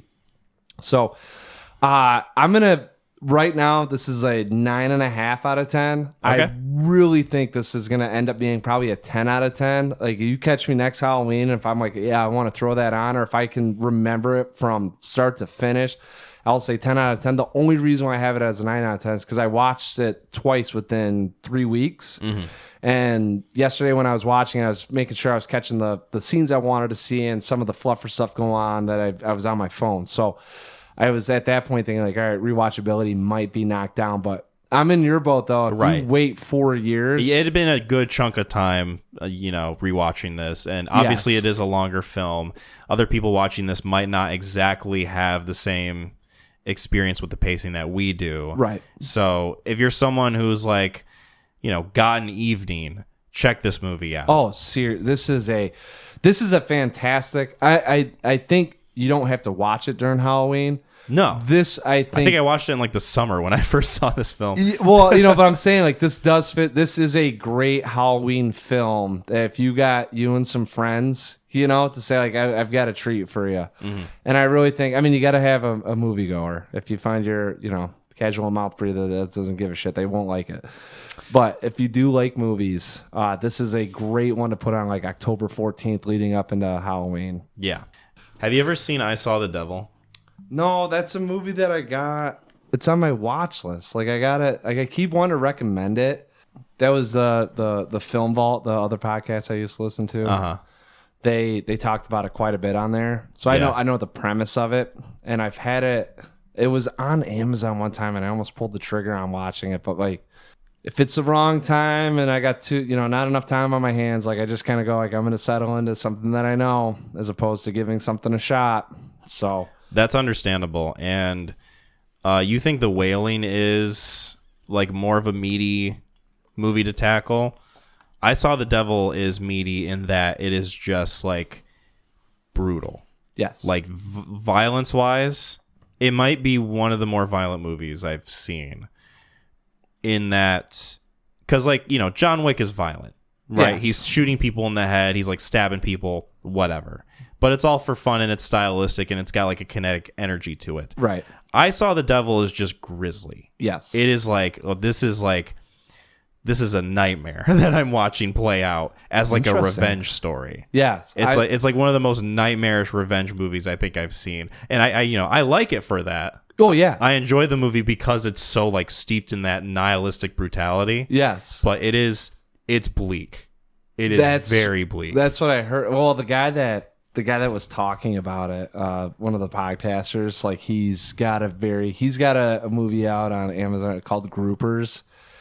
And it's like two teenage kids and this girl's getting their revenge on them, and she puts them through hell. Yeah, essentially. And it's like, knowing him, I'm like, all right, it's going to be a lot of dark humor, but he likes very dark films, and he absolutely loves this thing. So I keep thinking like I want to watch it, but I'm glad you told me that, so I'm a little bit more prepared. And it's not, I wouldn't say it's like torture porn at all, really. Right. It's just the world that these characters live in is just like the most evil world imaginable. Yeah, like I thought it sounded like it was like Seven mixed in with like a cat and mouse chase. Kinda, yeah. A little bit. That's actually not too bad of a comparison. Yeah. So yes, speaking of whales are an animal, and animals are compelling to watch on screen sometimes. Whales live in water. Whales live in water, and you know what this movie's called? Watership Down. This is my recommendation for this episode. Recommended it last time. And let's get into it. This is a 1978 British animated adventure drama film. Thank you for all the adjectives, Wikipedia. It is based on the 1972 novel called Watership Down by Richard Adams, directed by Martin Rosen, written by Martin Rosen, and is essentially following a group of rabbits who are living in this warren. I don't remember the exact name of Saddleford. They're living near Saddleford, where they have this nice little home, this bunker, this warren, where they have their own kind of like culture and society. And the movie opens with this very uniquely animated segment where it shows kind of like their perceived mythology and like history of existence, where you have their god, Frith, who creates life. And all of it is equal, except El Araha, who is the rabbit of the creation. His species sort of like multiplies too much. They eat all the grass. And so Frith approaches him and says, hey, stop eating the grass. You need to save some for the other animals. And then El Araha basically says, suck my ass. And then Frith says, well, fuck you, buddy. Yeah. And so he creates unique traits in the other animals, some of them being given the instinct to kill El Araha and his children, essentially, his species. So El Raha runs away, tries to hide, and Frith bestows upon him the gift of being able to be quick and cunning. Yep. And so you get the idea that, like, okay, this is like their idea of like where rabbits come from and like where other creatures who want to kill them come from, sort of displaying the struggle of the world that these rabbits live in. Everyone and everything wants to kill them, and they have to be quick and cunning in order to survive. And if they do that, then they'll be okay, but they have to keep up with it. Sort of echoing the beginning monologue that I read at the start of the episode. I recommended this film because it's an older animated film. I felt like, we haven't covered an animated film in a bit, and this is one that kind of grabbed my attention because it sort of has like a weird reputation of being like a bleaker animated film that like maybe some kids grew up with, but sort of traumatized them or had like an impact on them that was like, oh, this is heavier than the normal stuff I'm used to watching. This came out 1978, so it was rated PG, but families would see this and be like, yo, what the hell? I thought I was watching a funny rabbit movie cartoon. Yeah. And all of a sudden there's like dead rabbits and like blood and all this shit going on. Like, what is happening? And I was curious as to whether or not this is a film that like holds up as a movie, or if it's just like, oh, it's just bleak for the sake of being bleak. And I watched this movie and it's surprisingly not as bleak as I thought it would be, but I did find it pretty compelling. I enjoyed it. This is a movie that I think has a lot of really unique, kind of cool qualities about it in a very quaint way. I'm curious what you think of it, but my overall thoughts on this movie is there's a lot done with this film artistically that I really appreciate. Yeah. So I don't know where you stand. You said we might have different feelings on it. I guess I said that I was wondering how much you were going to like it. It's not that I didn't like it. I thought that this was a very interesting film. It's been a while since I've watched 2D come to life. So kind of watching some of the it's not stop animation. I don't know what, I guess just paper animation. Yeah, just 2D animation. Yeah, and you're following this herd of rabbits as they try to escape the warren, or maybe not even escape. They know that they're leaving the warren because the character of Fiverr has a very prophetic feeling that they're in danger, and so his older brother Hazel leads them to this place called Watership Down, which is supposed to be like a safer area for them. Yeah. And it somewhat interesting, somewhat trying to grasp onto some of the characters and some of their motives and what's going on. It almost felt like the Pilgrim's Journey. Is that the right? Am I thinking of the right book? Possibly. Hold on. Anyways, there's this. I want to say it's called the Pilgrim's Journey. Yeah, it's about a man who's heard through the voice of God. You have to go to this location, and you're gonna face all these obstacles, and you're gonna have to put your faith in what I say and where you have to go. And it felt very much like that through the lens of a rabbit. Yep. So it's. Yeah, we could talk about it. I mean, bleak, desolate. No, I don't think so. I don't think it's bleak. It's weird that, I guess, in juxtaposition to other cartoon movies that children were watching at that time, it is a little bit more like adult oriented, a little bit darker. It reckons with life and death a little bit more than fucking Pinocchio or whatever you would watch during that time. Faith is instilled in this thing. I mean, they kind of set up their own faith and what you have and who the holy being is, and there's like a mythology. They have like their own culture, like their own understanding of like how the world works, and like the idea of like this spirituality, this like black rabbit who, like, when your time comes, you're gonna join his warren, meaning that's when you pass away. Heaven's Gate, yeah. Heaven's Gate. Or 39 souls, Mac. Under those sheets. What's that from? Marshall Applewhite. It's because 39 people were in the cult and died. Oh, God. Yeah. That's a great HBO documentary. Maybe we'll talk about it one day. Yes. I think it's called Heaven's Gate. Anyways, going back to the film. Yes, it's a very fun world that they created. The movie is somewhat charming. I had a hard time just grasping on with the characters and who's who and who's doing what and what their role is within the herd. You know, and they face some of these obstacles, and it's just very... A lot of what you experience of this movie is just kind of situational. Yes. You don't get a ton in the way of learning who these characters are. You get like kind of basic archetypes. Yes. And I would argue that the most you ever really like get in depth with, and the one you have like the most arc in this movie with, is Bigwig. Bigwig to me seems like the character who undergoes the most change and growth and development in this movie. Whereas like everyone else just kind of feels like, oh, they have a role to fill. Hazel is the main character leader, who's like the one that we're just kind of along with. He's the one we sort of like attach ourselves to and kind of like put the story on.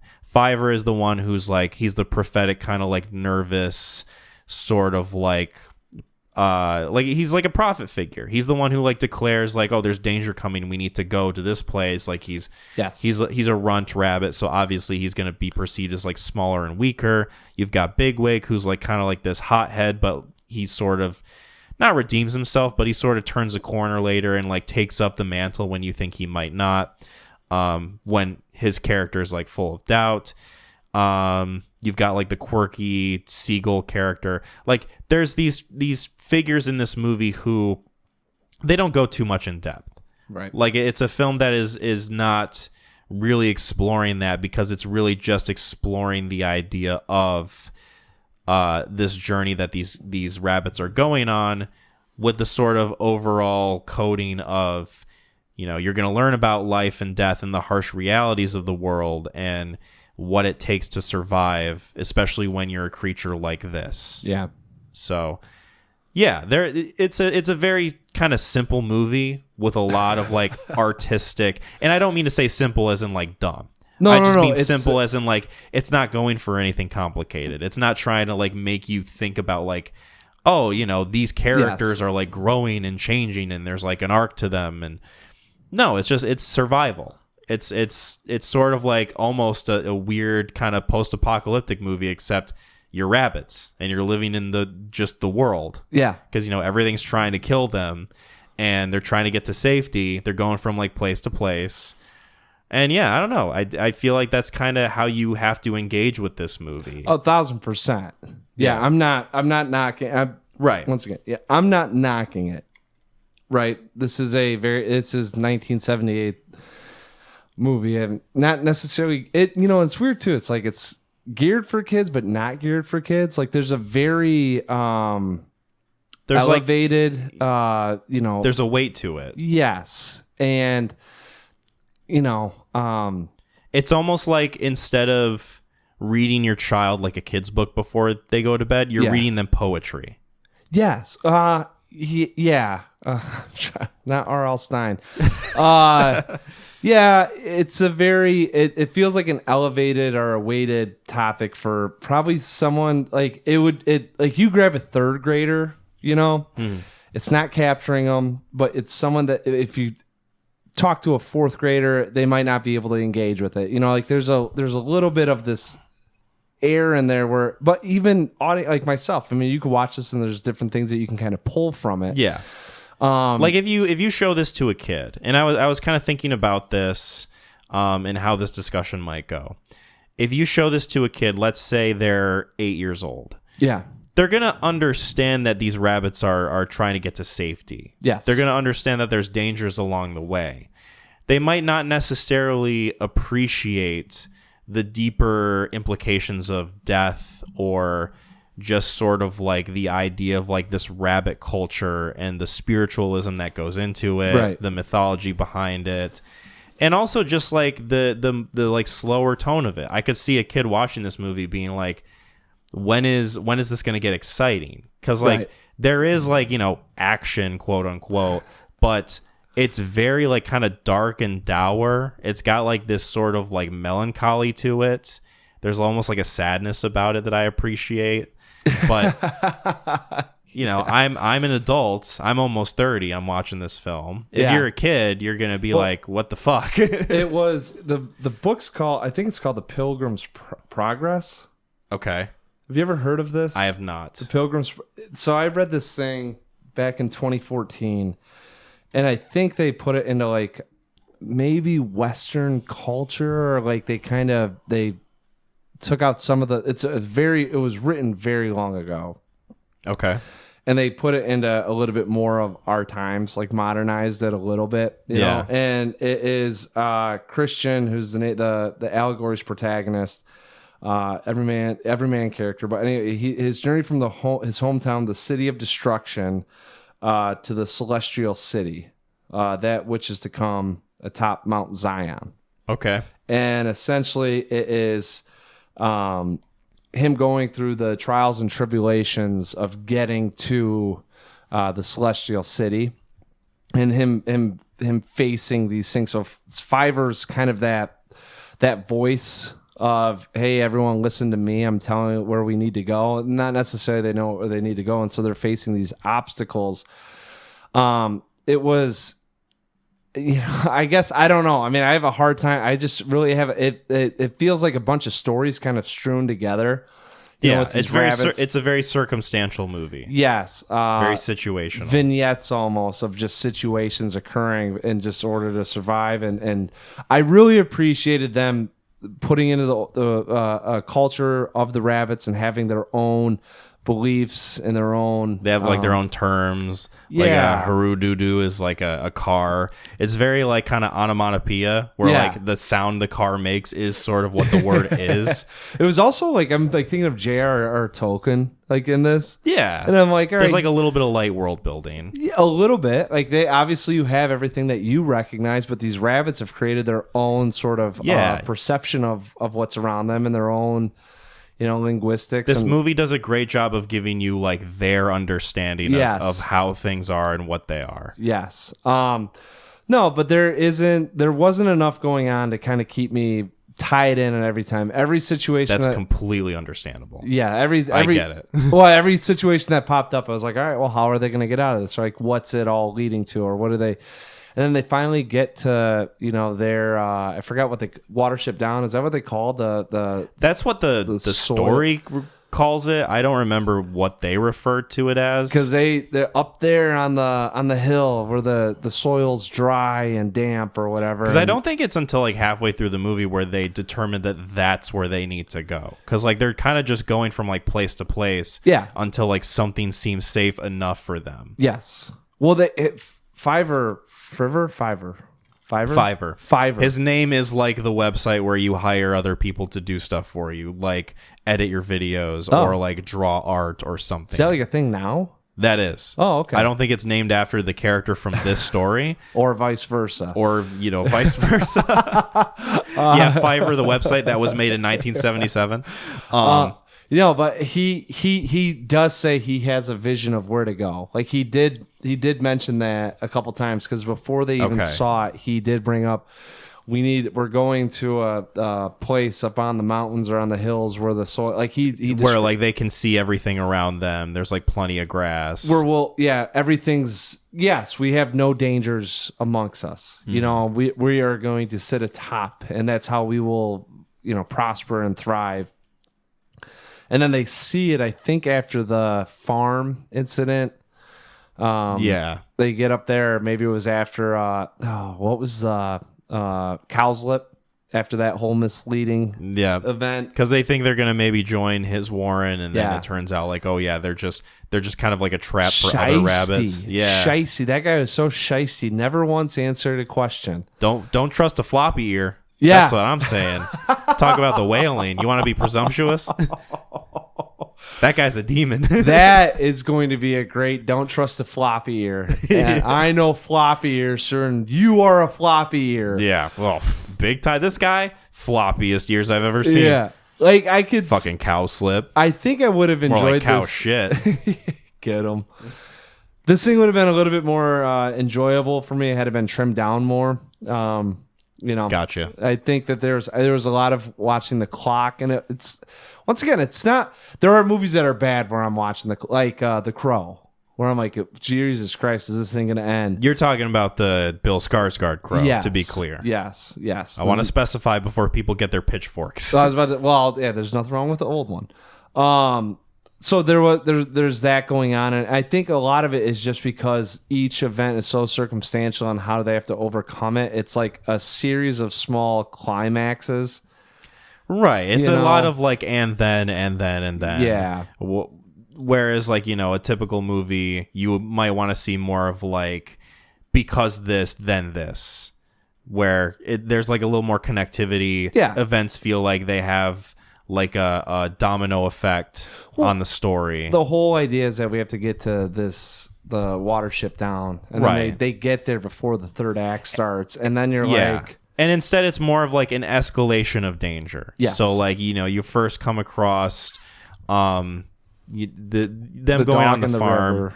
The dog in the river, yes, Yep. they have to cross the river, and then the cow slip. Oh, this warren might be safe, but it's not. Yep. Bigwig gets in a snare. We have to get him out. Yep. And then the farm with the cat and the dog, and like them maybe getting out the does, and then they don't, and they have to escape.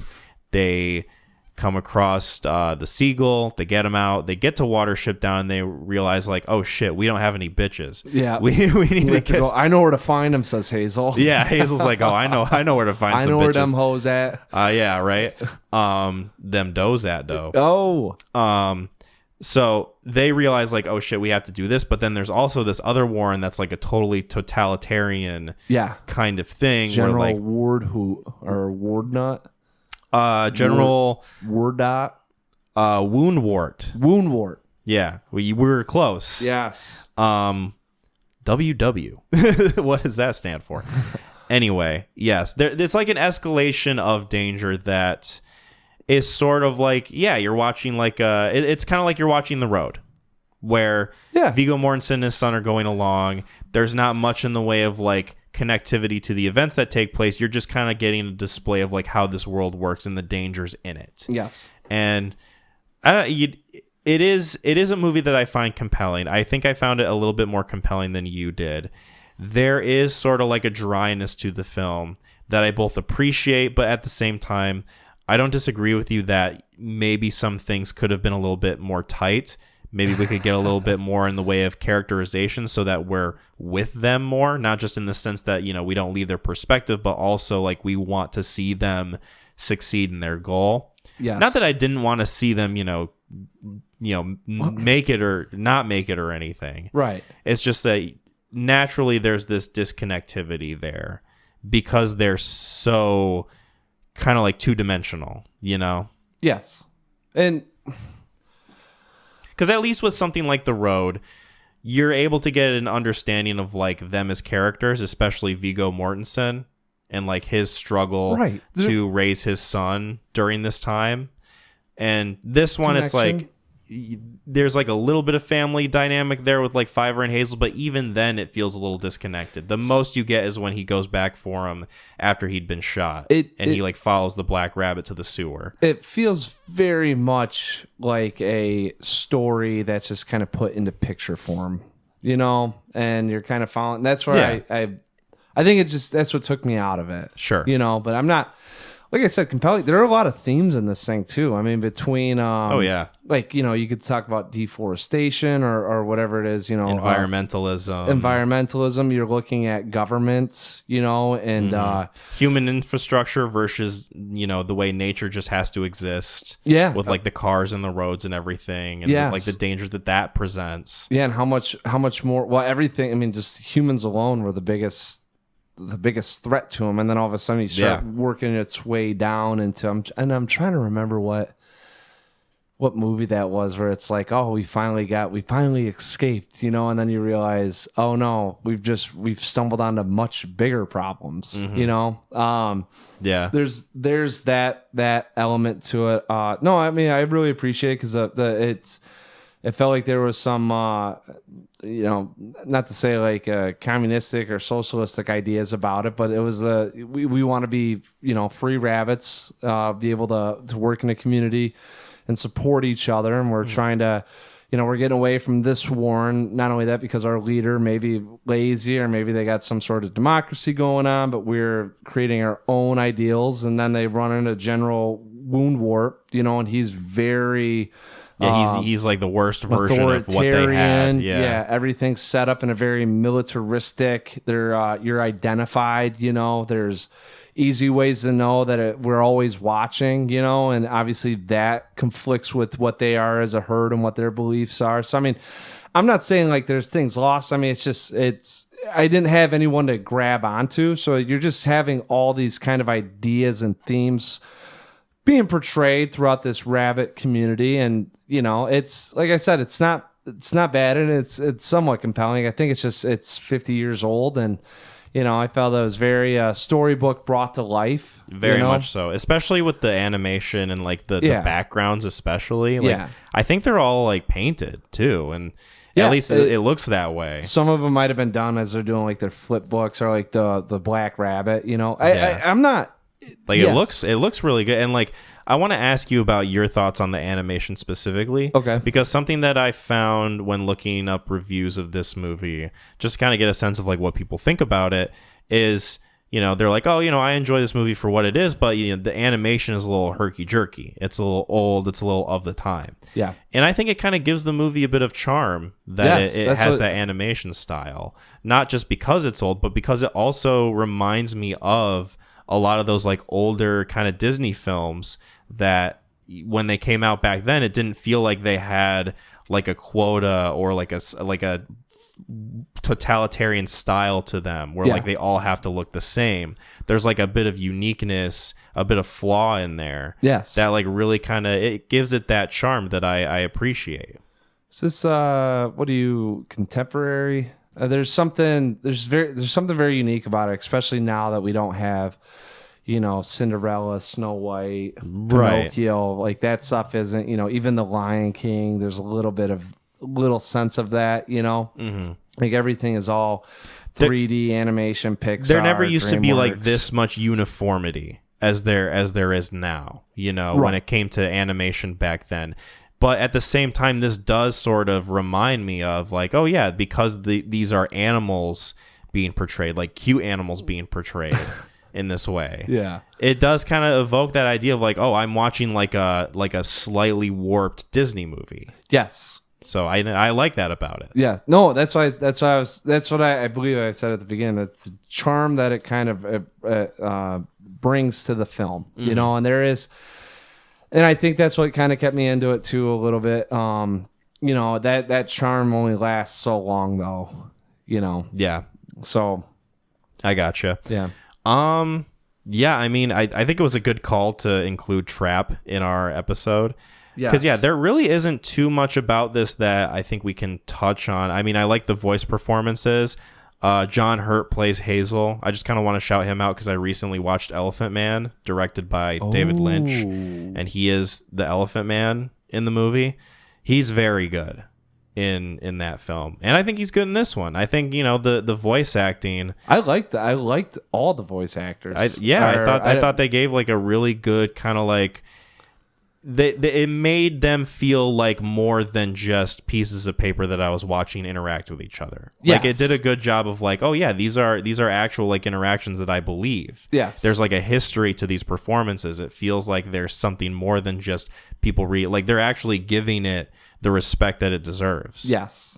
So, I also thought that was good. Some of the emotions being portrayed. It's a very 180 from the Wailing, where that is everything that you're feeling. You're going to kind of get that sense of what you're feeling. Whereas this one, if there was just a little bit of fear added or a little bit of sadness or a little bit of joy, like there's just enough. And which I really like in those older films where they don't lay it on you. You know, there's always just there's like enough to kind of infer pinch from it. Yes. And I really appreciated that when they were going into some of their dialogue about, things that happen, good or bad. Which is actually funny because that bird's what took me out of the thing. Kihar? Mm-hmm. Yeah. I find you, mate. Yeah. I go fly. My wing is good. I go now. He took me out of it. He's the one where it's like, all right, I don't think he's doing like a bad job. He's very caricature-y and like maybe a little bit like, all right, this is kind of poor taste. Like, do we really have to have like the bird be like the foreign wacky character who's like kind of dumb?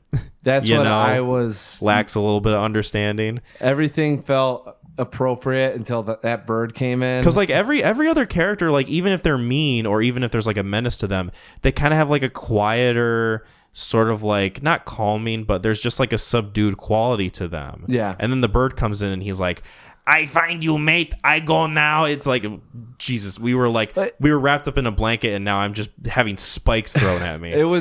I did find it somewhat appropriate because like from the rabbit's perspective, that's probably how a bird sounds to them. You know, because it's always talking, it's always chirping, it's always got some it's always loud as shit. It's like, dude, shut the fuck up. It made when me... he's talking to Bigwig trying to be sneaky and he's like, oh, you meet me here by the rail, and he's like, dude, shut the fuck up, dude. He was so I like this bird for the first 10 minutes of the bird being there, and then after that I was done. You know, like it's like, oh wow, okay, like a new animal character that can like bring a unique sort of dynamic to this. I think it played into I thought it was just fun because I'm like, all right, like it plays into the rabbit's perspective of... No, he turns into like a pivotal character in the last part of the film. That's when I got like, Jesus Christ. Like, do we really have to do this? Right, yeah. Kihar, more like Kihar the fuck out of here. That didn't work the way I wanted it to. It's okay, it was close. Yeah, anyway, no, I agree with you. His character, he toned down a little bit. I do like a lot, and I think this is probably like my favorite moment in the film, when they realize that Hazel isn't with them because he was shot.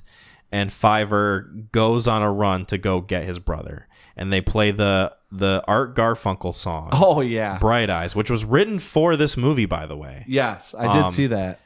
That moment was the best in the film for me. Just like him, like the montage of him like running through the different pieces of nature. Like everything is a painting, it looks like. And just like him following the Black Rabbit, that instilling the idea of like, oh, this is sort of like the guiding spirit to help him save his brother. And then at the end of the movie, when you see him again, it's like, oh yeah, they have unfinished business. Like Hazel is meant to pass on now. And it's such a good kind of mark towards the end of where it goes in this film. And I like that scene a lot. I thought it was good. Very touching. I thought it matched the animation and the music and everything just kind of coalesced really well. Yeah, that's a very poetic way of putting that. Yeah, I thought it was okay. Cool. I liked it. I'm not gonna, dude. I'm telling you, I had a hard time trying to figure out vibes in this thing as well. So Art Garfunkel, like I had the subtitles on. I don't know if you did or not. I did. So they played the dialogue, and I'm reading what he's talking about, and like the images I'm seeing, and I'm like, okay, it sounds like we're kind of coming to peace with death here, but also this is a very like majestic. I'm struggling. It's a little bit of a high energy scene, like him running to get his brother. Yes, that's what I'm. Like with what's going on, it feels like you're kind of. It's hey, here comes death, but at the same token, death is going to be so peaceful. It felt very goth to me, and also it's Art Garfunkel singing it, and their music, is, very soft and melodic. Yeah, so, I would have rather had Craig and Lyle, honestly. I don't know who that is, but telling the truth can be dangerous business. Are you kidding me? Oh God. Oh. I might have gotten the names wrong. What was their name? Rogers and Lyle or something? Might have been, yeah. Telling the truth is dangerous business. It can be bad if you don't do it right. Yeah, this movie would have been a 10 out of 10 if they included a song from them. Let's be real. But yeah, no. So that scene, it was a good scene. But like I said, a lot of this film, because, and I will, like I said, about the characters and the way that the voice actors did it with the pinch of these emotional states, and it's also maybe just because I don't know if they're like, we're gonna be rabbits, okay.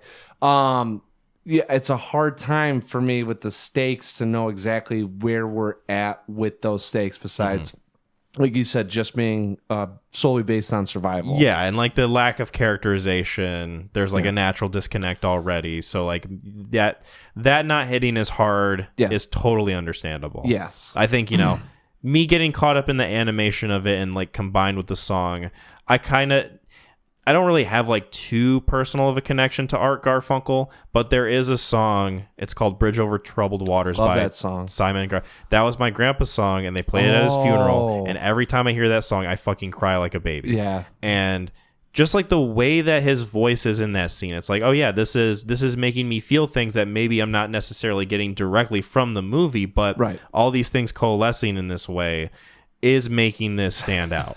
Yeah.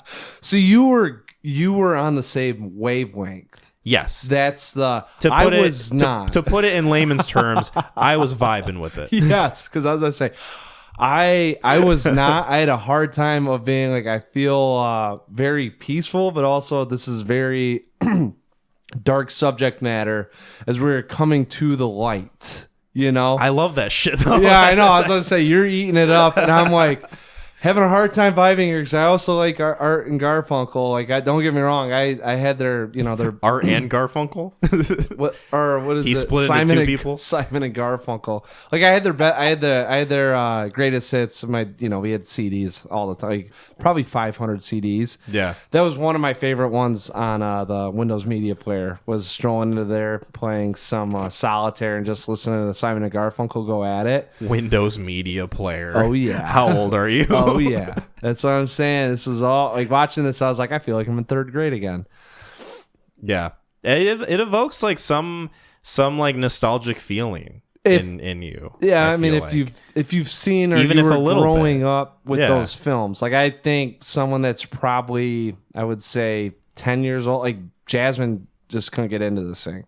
Yeah, like she watched it with me and she passed out after an hour. Mm-hmm. And she also was having a hard time with their rabbits. You know, so yeah, like I don't think you won't have that nostalgia if you're, you know, I would say 26 or younger, you're gonna have no sense of any sort of feeling. I mean, it's hard to say. I like this as a piece of nostalgia, as like a time capsule. Yeah, as like this is kind of like some of what animated movies were like in this time period. Oh, it brought me back. Don't get me wrong.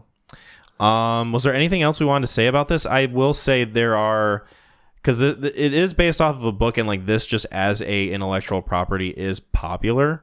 Like, I don't know if you looked into all the different things that are about this kind of franchise, but there was also a like late 90s, early 2000s TV show. It was an animated TV show. I looked up a clip of it, and it's very like kind of Saturday morning cartoon vibe.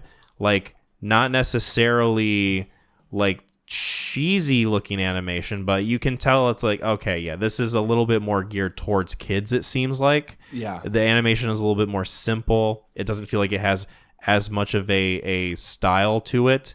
It's just kind of like, oh yeah, let's appeal more towards kids. Lower production value because of a lower budget. And then there was also a 2018 Netflix show. Interesting. Called Watership Down. And it was 3D animated. And I looked up a clip, and the 3D animation aged as soon as it was released. It looks like a 2010 video game cutscene. Yep. It's not great looking. I don't know how the writing is. I don't know how the story plays out in that show, but it just looks wonky. Sure, westernized and modernized and yeah. I mean, down. Other than the book itself, I truly believe that this is probably the best version of the story that people can get their hands on. Yeah. So that's what I wanted to say about that. Nice. Unless you have anything else, we can get into ratings. No, I don't have much. I mean, I struggled with this a little bit. Yeah, I think sure. after about 70 minutes. So it's an hour 40 or not. It's hour. So 100 minutes long, right? I'm looking at the Wikipedia now. It says 102 minutes. So 102? That's what Wikipedia is telling me. No, that's no. You disagree. What if do we watch different versions of this thing? So I Google it and it says an hour 32. Yeah, I was about to say that seems more. Yeah, Yeah, hour 32. Because all I know is I put this thing on. I think it was 8:10, and at 9:15, like I was like, all right, like we got to the place. Here we go. We're wrapping it up, you know. And I looked. It said 9:15. I was like, fucking Christ! Like, what else are we gonna run into? It's General Woundwort. He's got to attack. I will also say too, He's got to get eaten by that dog. If you ever get a chance to read the Pilgrim's Progress, at least in the maybe not the Old Testament version of it, you know, you get a little bit more of the modernized version. Like it's kind of like what I was saying. So this story wasn't new to me, and I think that's another. And I don't know if it was new to you or not, or kind of like a little bit of the thoughts and I mean, like the allegory that it was portraying, you know. So that's also why too. I'm like, I'm watching this and I was like, I feel like I've seen this, read this, been a part of this, and I think that's kind of where I was like, all right, I kind of know where this is going, and yeah. So do we want to get into ratings? Sure. What would you give Watership Down? All right. As much as I've talked about this thing, and I know I said I wasn't into it, I never knock a good film for me not enjoying it. There is that level of enjoyment that we've talked about, that little hyperbolic chart, entertainment versus how well it's done. So my entertainment on this thing is probably not as high as a lot of other films, but like I said, there is some nostalgia, some charm here. I really just love the voice actors in this thing. I liked snippets of this with the situations that were involved. That, and it also, I mean, I never really think about the Pilgrim's Progress all that much. So for something to bring me back to kind of thinking about that was enjoying, you know, but time ran out with this thing, much like as it does in life. I'm going to give this a 7 out of 10. That's about what I thought you would land on. 7 out of 10. Yeah. Nice, solid rating. Yeah, like I said, I think I enjoyed this a little bit more, just like very like experiential, very circumstantial, situational movie that plays out in a way, especially 6 years after the fact. Right. That is like, it's simple, but it does have a lot to it that I appreciate in terms of just like the animation, the background, painting work, the voice acting, like you said. And also just like the portrayal of like the struggle of these rabbits in a way where it feels like you're watching like a post-apocalyptic movie where, you know, you're just kind of watching these characters go through it and try to find safety in any way that they can. See, that's and the different types of hangups that they hit along the way. Yeah. With the idea of like, oh yeah, they have their own culture, they have their own kind of language, their mythology. There's this like spirituality to them that I think is really kind of interesting. Yes. So to me, this movie is a solid 8 out of 10. I think it's one that, you know, despite the shorter runtime, it is one that I'm not going to be rushing out to rewatch. Yes. Because Agreed. it does kind of weigh on you, but I think it weighs on you in more of like the good way than the bad way, if that makes sense. It's a movie that I don't want to say philosophical. It evokes certain thoughts, right? Mm-hmm. And it's not going to beat you over the head with it. It's not going to make you... I will say, like the Wailing, if you get really into a spiritual crisis, the Wailing, I think, would have a far deeper impact on you and your beliefs if you were to question why you didn't see that guy being bad, versus this with, you know... and I'm trying to think of just... I always think about it, it's more of like a hill as opposed to a mountain. Yeah. You know, where it comes across and there's moments to make you drop a tear or to maybe smirk. And there's something probably wholesome or genuine about that. Yeah. And that's, yes. I think what you said is very apropos. Cool. Speaking of apropos, it's very appropriate that we move on to the last thing we need to do for this episode. And that is the recommendation. All right. I don't have any questions. I don't have any reviews. Okay. I tried to maybe scrounge something up, but I didn't have time. So this podcast is like a movie sometimes. This episode is also over 2 hours already. Yeah. So, you know, we hit the good length. Yes. We got a good meaty chunk in it. And I'm glad we got to talk about Trapped also. Yes. Or Trap, not Trapped. Not past tense. Yes. Pretense. Post tense. Pie tense? I go for some pie. Anyway, Mac, you have a recommendation. All right. So I'm going to do it. I'm actually going to put myself in the seat that I commonly put you in, where there's a film that I have seen that I want you to see. Okay. To get your thoughts on it. Now, I believe what we're doing now is there's a film that you have seen that I have not seen. That I believe that you enjoy or get very excited about, that we've never talked about, discussed. I will say I think it's only been brought up once or twice. Okay. I'm excited. I want to say it was early in your movie discovering. All right. So no idea how you still feel about this film. I also have a hard time picking movies because I go through my watch list and I never update it. And I know there are several movies that I always go, man, we should check that out, that I don't fucking throw on here thinking I'll remember. And I never do. This one, however, I think would be enjoyable for us. I think it's got a good runtime, and I'm very curious as to how I'm going to feel about it, but also getting your thoughts for the first time on it. Do you have a guess? So it's a movie that I talked about enjoying at the beginning of me getting into movies. Yeah, and you could still really enjoy this thing. We just haven't talked about it really since that. It never gets brought up. It's one that you've never seen before. Yes. And it is a modern movie. I mean, this thing came out within the last, I want to say, 8 years.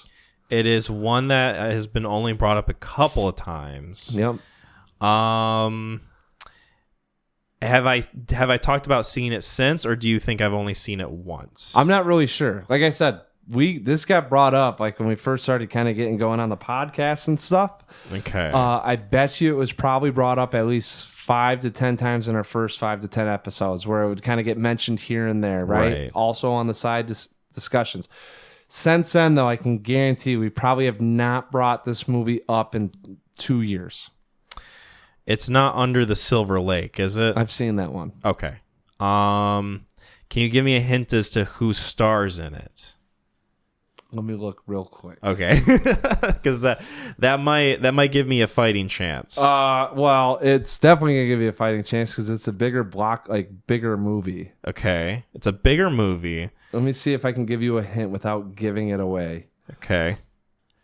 Yeah. Ooh. Okay. Doesn't have to be an actor hint. Just like anything that might tip the scales my way. Yeah, well, I think anything's going to tip the scales your way. You say that. I'm kind of dumb sometimes. Well, I have no idea what this. I have no idea what it's about. I know what it's kind of.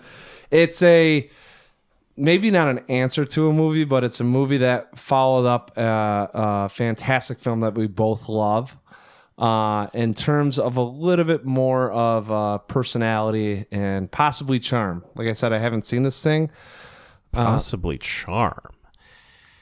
Oh boy, that's not ringing any bells. I can't even think of what it could be.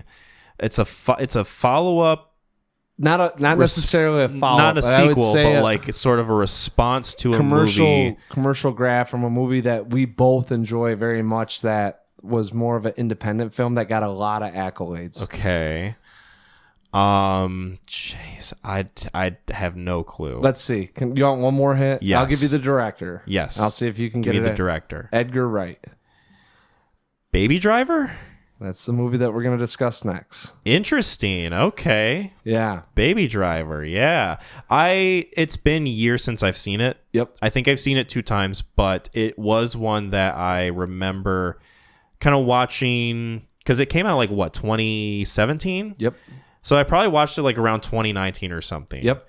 And I viewing that, because I do have a fond memory of that movie. Yep. And I can totally picture myself waxing poetic about it Yep. when I saw it, be like, oh yeah, this movie fucking rules. Like, it's got this, it's got that, it's got that. Saying. I'll be curious as to how it holds up. That's what I'm curious about too, because I'm just going off of what I remember it when we first started going on this stuff. Right. We talked about Baby. I mean, not like we talked about it at length, but I know that you enjoyed it thoroughly. And I'm just curious as to where your thoughts might be now, too. Especially in a post Last Night in Soho world where we have that to work with. No, you don't. No, you don't. Hold the movie on its own. Yes, Directors can have... They can have stumbles. Yeah. Even though I think I kind of like that movie more than you do. But regardless, Yes. Baby Driver. Baby Driver. We're gonna do it. I think this is gonna be one that will go down smoothly too. We're gonna hit the gas on Baby Driver. Oh. And then we can talk about another movie to We'll pair figure it it up out. with. We'll figure it out. I don't know if there's anything in theaters. I've got more time with football being done. So. I can tell you what we're gonna cover for the episode after. Gladiator 2. Oh shit. That's coming out. Dude, was that supposed to come out like in the summer, or did it get pushed back? I don't remember it being pushed back. I think it's always meant to have been like later in November because Oscar bait. Well, maybe not Oscar bait, but just like spacing it out from Napoleon. Because Napoleon wasn't that long ago. Jesus Christ, I felt like it. I know, right? Oh my God, yeah, Jasmine was pregnant. Yeah, she was. Induced labor from watching Joaquin fuck on screen. Well, so the only reason why I say that is, this is the second movie now that I've seen Joaquin do it. In an awkward way. No, 3. There's 3 of them. What's the other one? Beau is Afraid. Oh God. Well, he just has some awkward ass sex scenes in his movies. Yeah, what's up with that? Like Joaquin like puts it in the writer. Yeah, he's got a fetish like Quentin and feet. No, the only reason why I say that about Gladiator, we talked about this thing a year ago, and I've seen these trailers. They were popping up in like the spring or the summer this year, and they kind of went away. And now they're coming back. Yeah, it's like got a resurgence of advertising. Yeah, like you see it everywhere now. That's what I'm saying. Like it's very peculiar because I mean we were talking about it. The trailer came out not too long ago, and then it was on screens like being shown during streaming, like advertisements, and then it just kind of went away. And I was like, did that thing get rewrote? Did it get pushed back? And I don't know. I it's just odd to me that it's got to and normally you don't see that with those movies too. Like you have your one big push, and then it's going to come out. And then unless it's like the Bike Riders, that was another one that I remember seeing trailers for. It went away and then it came back months later because it was actually, going to hit screens. Yeah. I feel the same way about Heretic. Like that is another one where like I saw previews for that all the time, like months and months and months before the release date. And then it just kind of went away. Yeah. And then I'm now seeing a lot of shit for it in the past week. Is it's coming out this week. Is it? Yep. So does that? I don't know if that pairs up well, but we could just talk about them. I mean, there's also Venom, The Last Dance. Oh, dude. Eddie, I love you. Don't go, Eddie. For some reason, I had Disney on or something, or it wasn't Disney. Whatever streaming I had on, I had to go grab Will, so I paused it. Right, that trailer's going on. I paused it when it's Venom taking over the horse in the river. And I didn't realize that like when I paused it, that I hit that just right, the great spot for everything like transitioning. And I sit down and I'm like, what the hell? I start looking at it. I'm like, Jesus Christ. Like most of the time that stuff's so fluid, but if you ever like watch the poor transition from like a digital piece, you can see like a lot of just like pixels and things going everywhere. And obviously they had no idea of what they were doing. It's just happening so fast. They don't care. Yeah, it wasn't disturbing. It just looked really shitty. It's just kind of, uncanny in a bad way. Yeah, and like enough of like I wasn't really into this thing, and now I've seen this, and it's ingrained in my head now. Apparently, it's supposed to be in line with the other films in that it is bad. So nice. Yeah. And that might be something we could talk about. I don't know if you want to spend time in the theater watching Venom: The Last Dance. I'd put money towards Heretic. We can maybe put that up on the docket. Yeah, Heretic. I think it's one that I was curious about anyway. It might be worth more of our time. I've seen a couple people that, and I think it's just probably people pushing the movie, but it's supposed to be a very psychological thriller. And Hugh Grant is hamming it up in the trailer, so he might at least be having some fun with it. If you Knock Knock, the Keanu Reeves. Oh God! Like I really feel like this is a flip it on its head. Maybe Knock Knock. Have you seen that one? I'm scared to watch Knock Knock. Not in that I think it's going to terrify me. In that I think it's just going to make me feel bad that I'm watching Keanu Reeves in this movie not being a good actor. I would say it's like I've seen scenes from it, and it's hard for me to watch. It's so cringe. You know, like when you're falling down a hill, like there's like a 45-degree slope. Now imagine you're falling down that hill, and everything below you just starts crumbling into it, and it just turns into a sheer drop off. Yeah, like, and that happens within, it's 30 seconds, like that. As soon as you hit start on the film. Oh.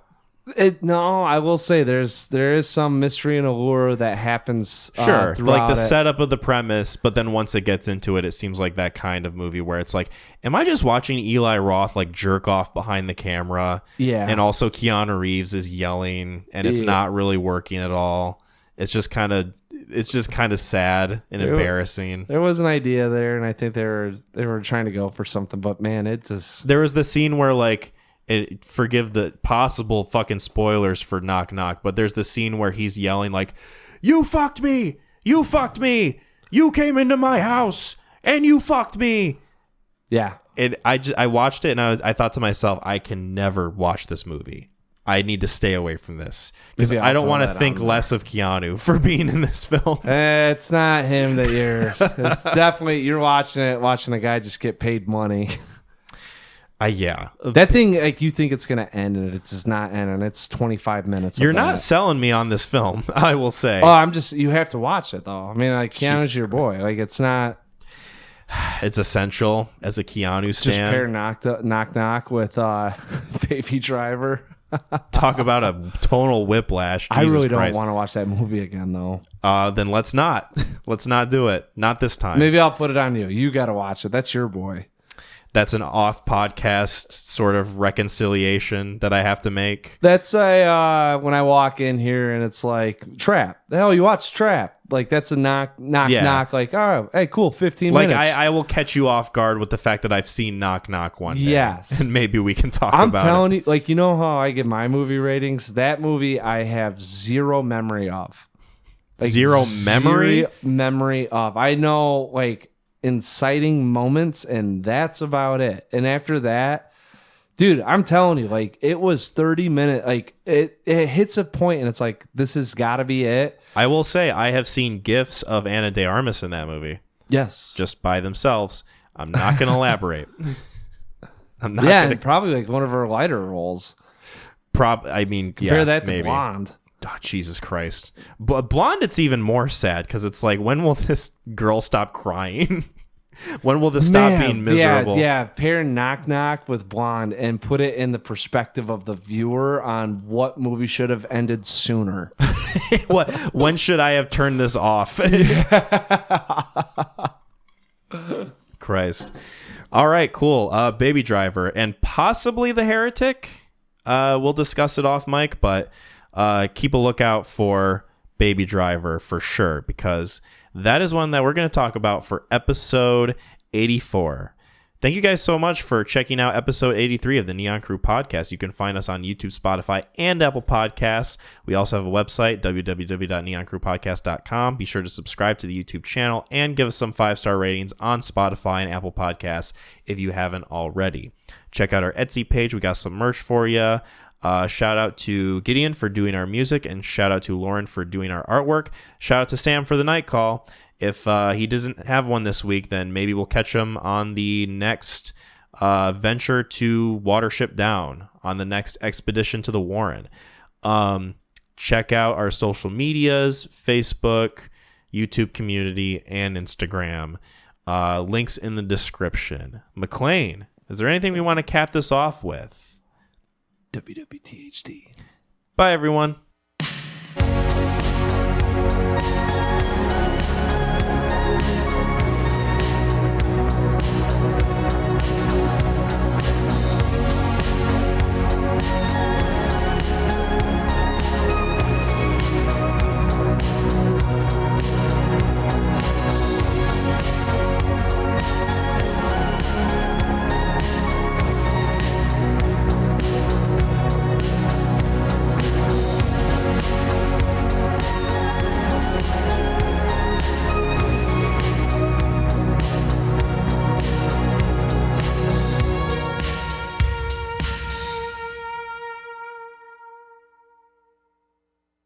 I was trying to think of something to do from a Wailing sense or from a Watership Down sense. You could have just cried into the microphone. Arjun! Arjun! Arjun! That's making it into the last part. That's making it into the end.